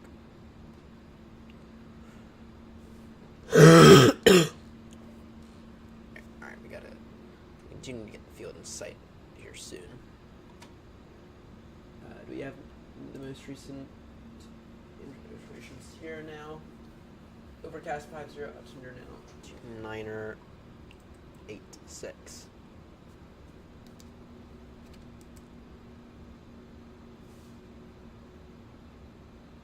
2986. Temperature -3.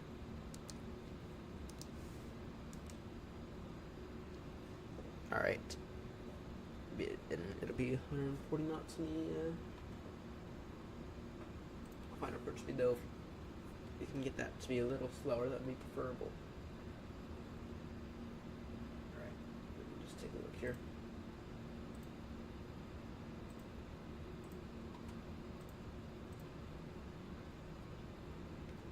Final approach speed, yeah, it'll be 100. It'll still saying 140 knots. All right, still saying 140 knots, which is fine. I can run the towers online.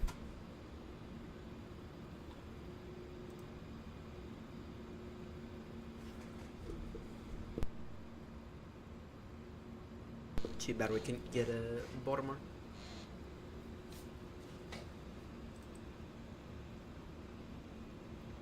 Alright. Hopefully this visibility begins to break out a bit more. Otherwise we need to switch over to the RNAV. get to 7-0 and we'll stay at 7-0 and actually you can go direct now. Woody.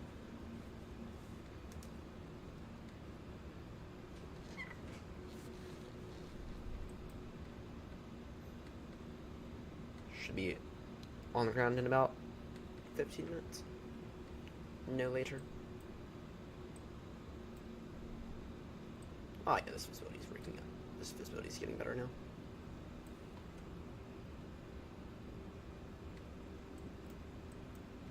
We should be approaching Martin State Airport any second now. We should be approaching Martin State Airport, which will be...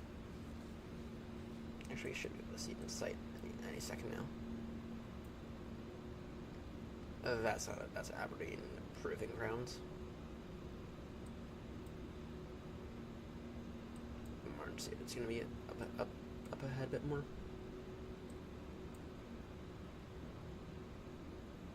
Visibility has definitely improved a little. That is Aberdeen Proving Grounds.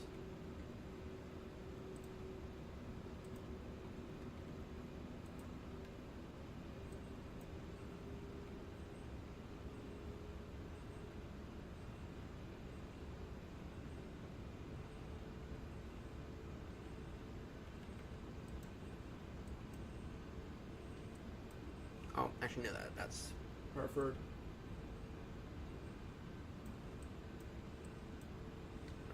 Martin State, be more up there.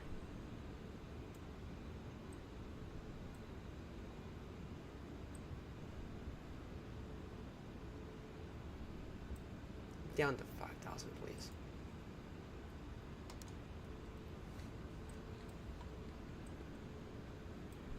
And go and reduce our speed in a moment. You're coming in low. That is for a reason.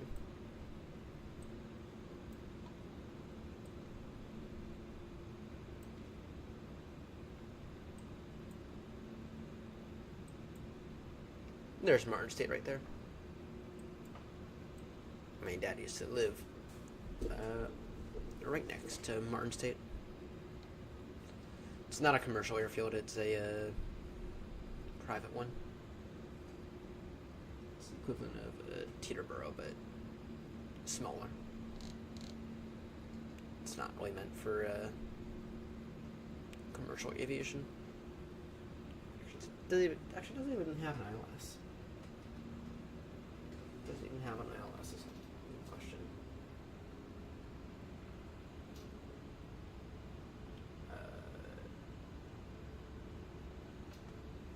It's a good question. Does it even have an ILS?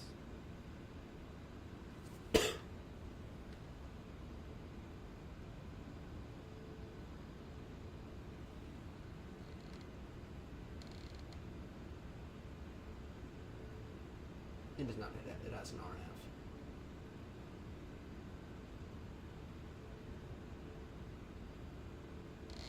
The runway is still longer than Bristol, apparently.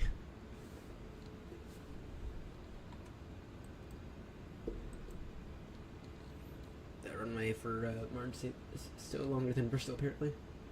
So it is actually A320 capable. It is A320 capable. In fact, I think we might have done some messing around and landed an A320 at Martin State a few times.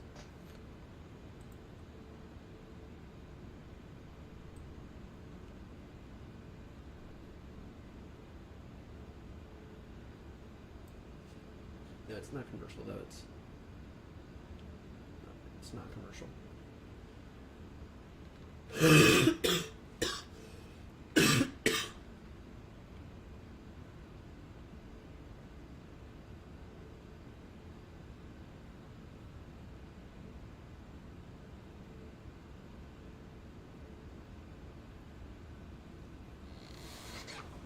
Airport conditions unmonitored. It's weird.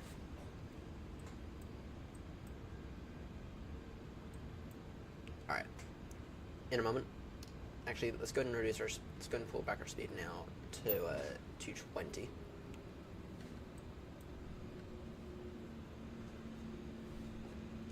Cam up.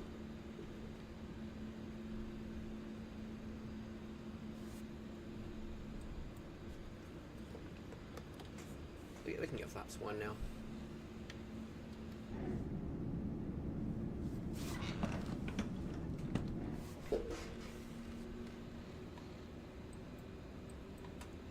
Setting now.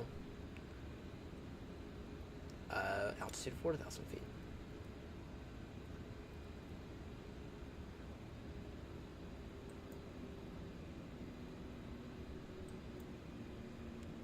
Baltimore traffic, Speedbird 22 Bravo. Heavy descending now, altitude 4,000 feet. Expecting ILS approach into runway 33. Sorry, expecting RNAV Zulu runway 33 left approach. Baltimore traffic.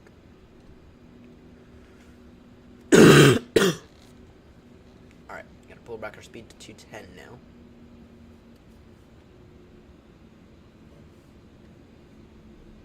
Gotta hope that this a fair amount of visibility there is. Oh, great, we're gonna have to trust the flight directors today.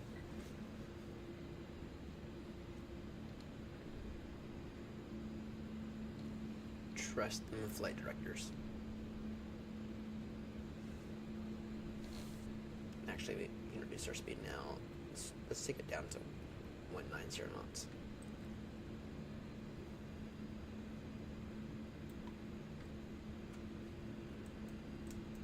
I'd rather be early on, or I'd rather be slow and fine than on this approach than not.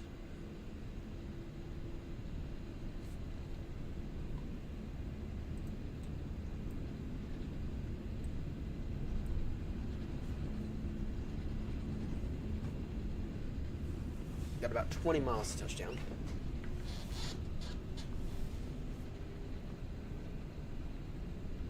Got 20 miles to touchdown. Alright.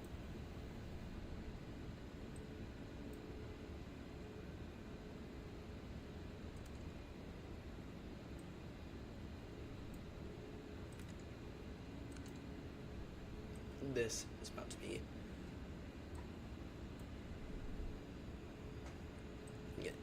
that on now.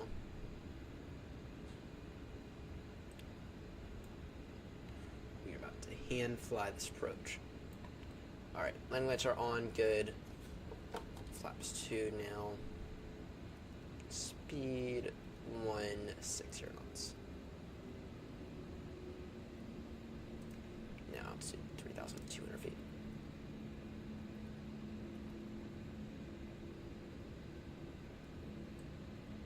Baltimore traffic, Speedbird 22 Bravo, reducing speed now 160 knots, descending now altitude 3,200 feet, about to turn for the ILS approach, about to turn for the RNAV approach, runway 33 left, Baltimore traffic.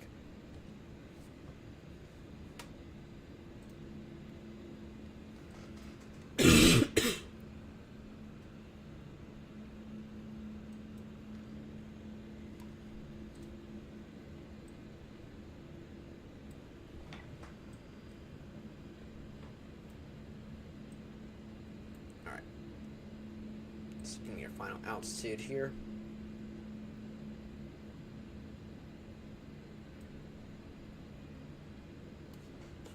Go flaps 3. Actually, we can go flaps 4 now. Gonna get the gear down in a moment.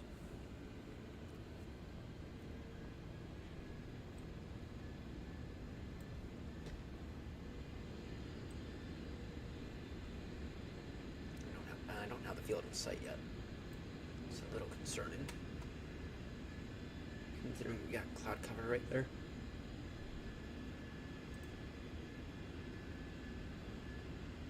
Still no wind.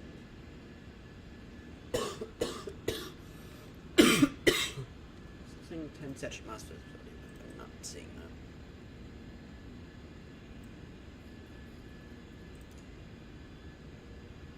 We are in left.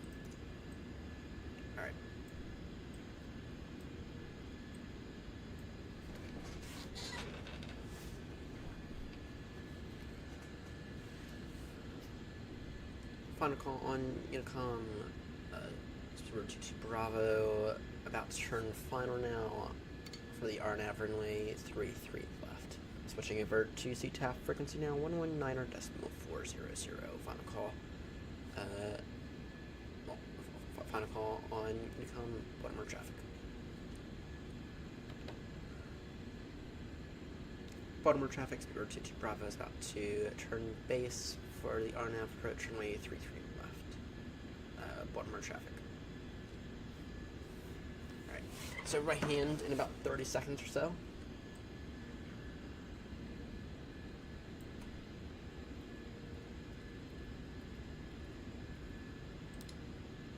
$1,500. Going to get the gear down in a moment.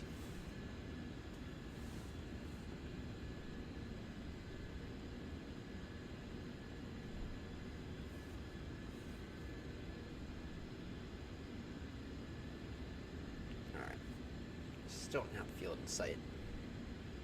It's a little concerning. Alright. Lights are all on. Check. Auto brake medium check. In case you go around, it is climbed 3,000. Alright. Sending via the RNAV.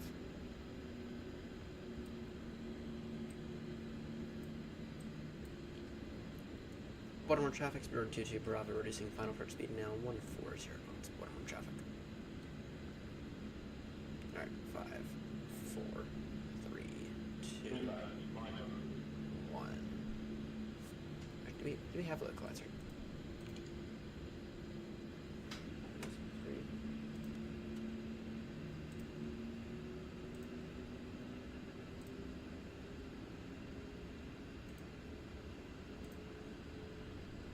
Curious about something, sorry.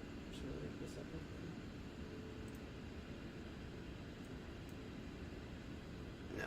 No, localizer's bad. Alright, 5, 4, 3, 2, 1. My controls.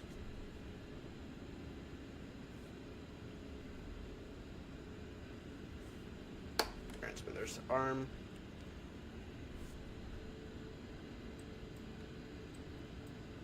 Followed them, flight director, see ticket.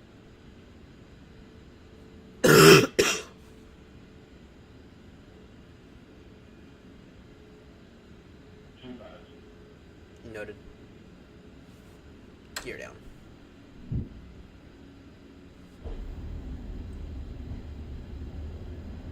Oh, no, yeah, I got the field in sight now.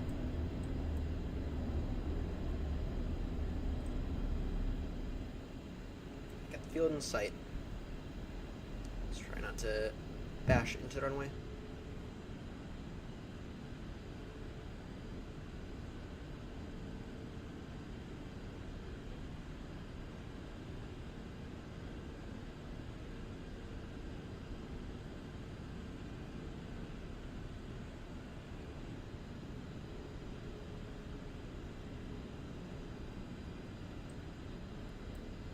Final call, Baltimore traffic, Speedbird 22 Bravo, turning final now, short final, runway 33 left approach, final call, Baltimore traffic.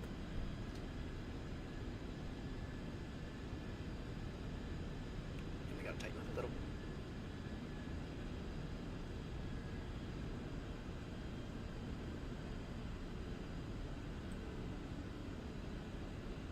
Did a horrendous job of that turn.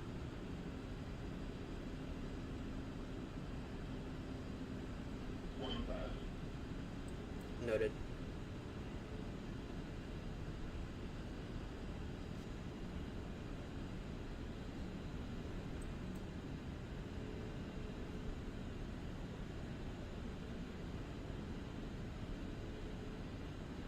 Final call, Baltimore traffic, Speedbird 22 Bravo, heavy heading now runway 33 now. Final call, Baltimore traffic.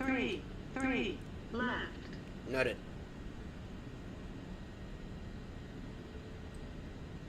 If we had some kind of ILS, to be honest.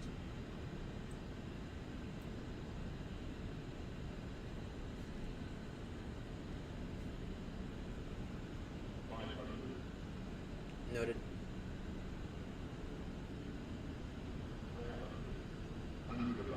Continue approach.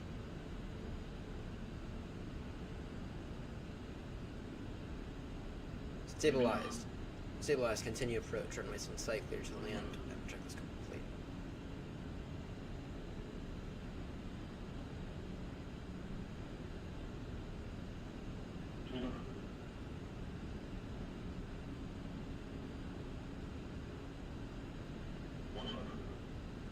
It's a little high.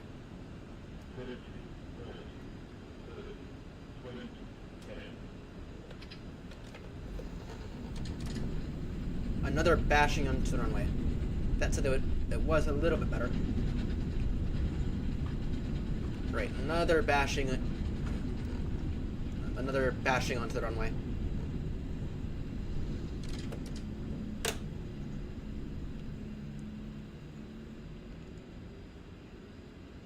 Another bashing onto the runway. I still do not know how to butter this thing at all. I keep under flaring and thinking that it's gonna flip on us.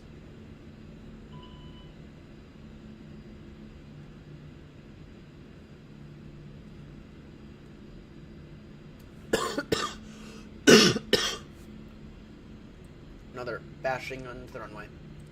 Alright, anti-ice off.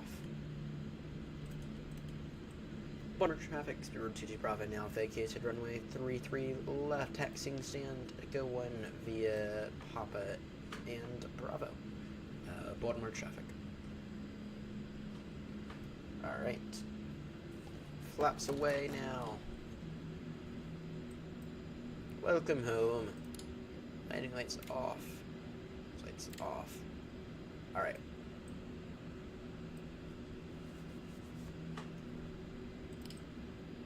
Figure that out. Just gotta all that.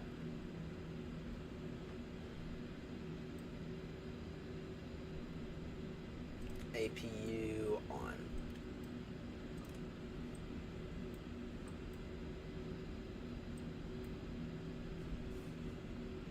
Welcome home to Baltimore.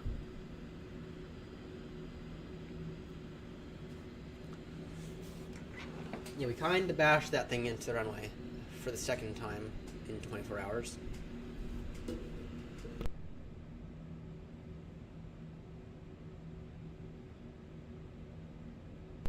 Anyway, we'll come back and see what the landing report is like.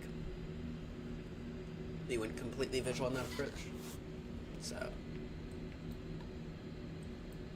I just feel like this thing is like really easy to float, I guess is the way to say it. So I guess it's like I wonder if that's my issue.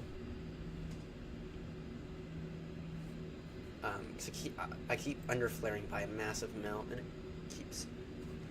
we keep bashing the thing into runways because I keep under flaring. All right. Oh, come on now. Oh, it's the computer. Check out that big freeze up there. Alright. Go 1 and 3 shut down.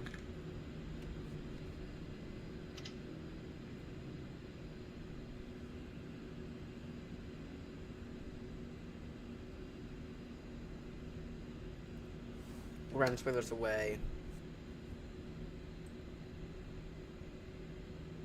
Welcome home to Baltimore.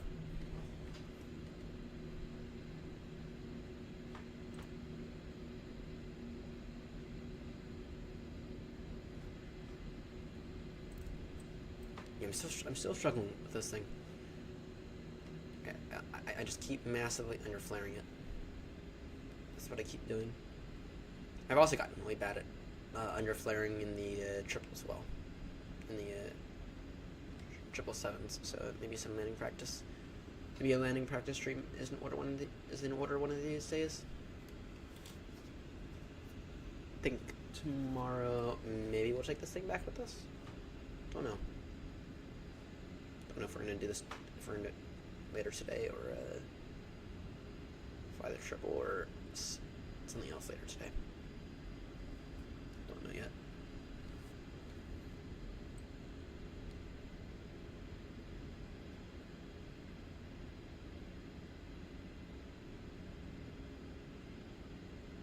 Anyway, welcome home to Baltimore.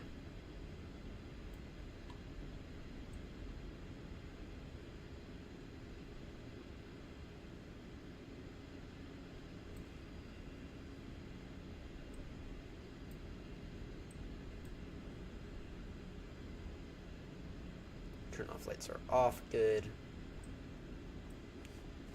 Alright. Continue to taxi on to and whatever. GSX.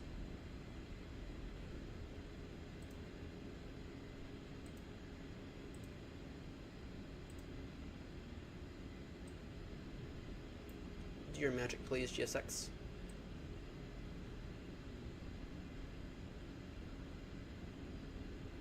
I thought that is one thing that when I get my memos, I'll have to figure out. I will need to buy a tiller, so it'll be an $1,100 job.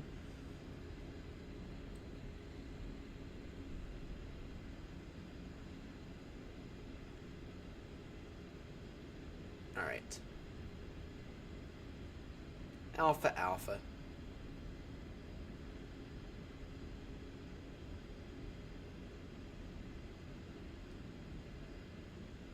Alpha Alpha.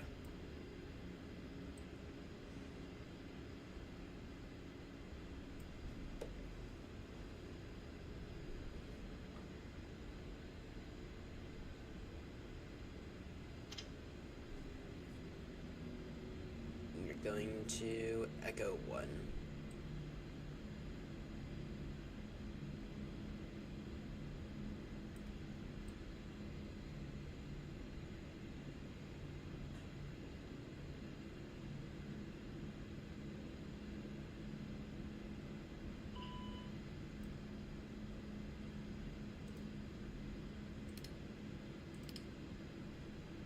Brake spot. Interesting. We're gonna have plenty of time as we're gonna keep this thing on the ground for a few days. I think that tomorrow we are gonna be back in the triple. I don't think, well, it'll be later today, but I guess, but.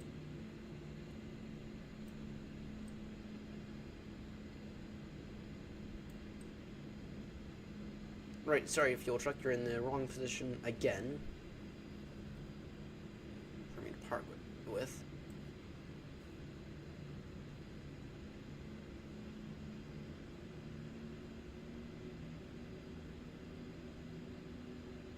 Randomly causing a non-existent explosion there.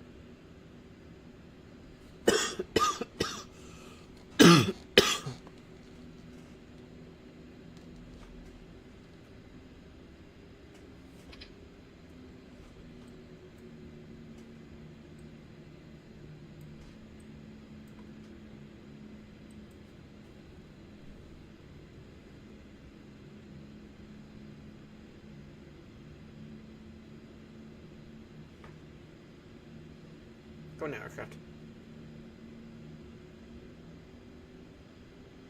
Just get in your parking spot.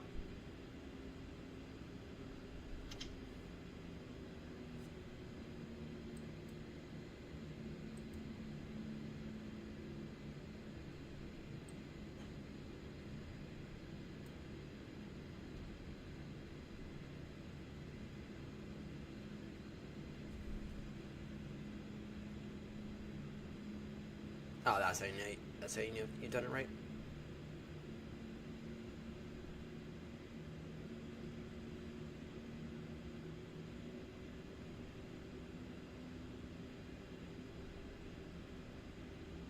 Very, very minor adjustments. Very good.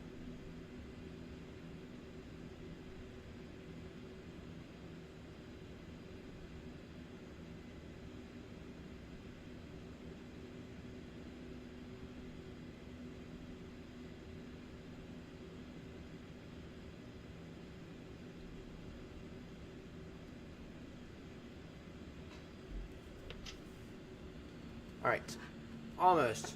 Parking brake set.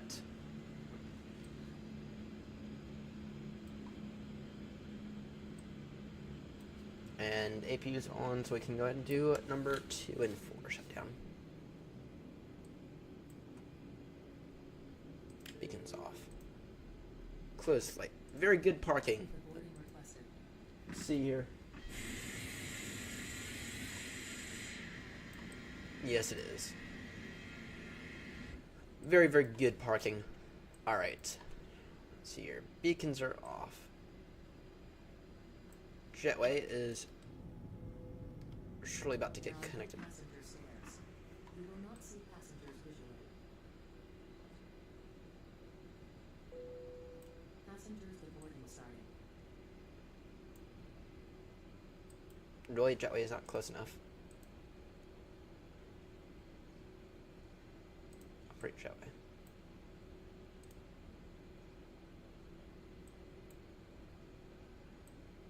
I have to do this. Here, let's see here.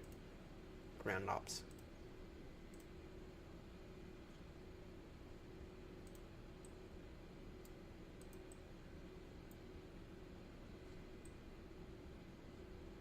Weird.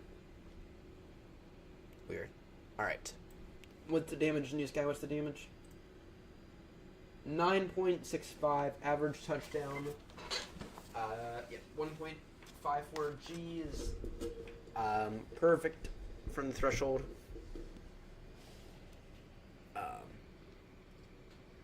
Perfect center line deviation as well. Just a bit of a hard and firm touchdown. So, all right. Well, I think I need to get to bed because I'm a little tired. Thank you all so much for tuning in to tonight's stream. Though I know that it's kind of a bit shitty. Trust me, I know. Hopefully during tonight's stream, I will not fall asleep. Good being hopefully. But anyway, that's gonna do it for me. Thank you all so much for tuning in. And I will see you all later. Bye bye.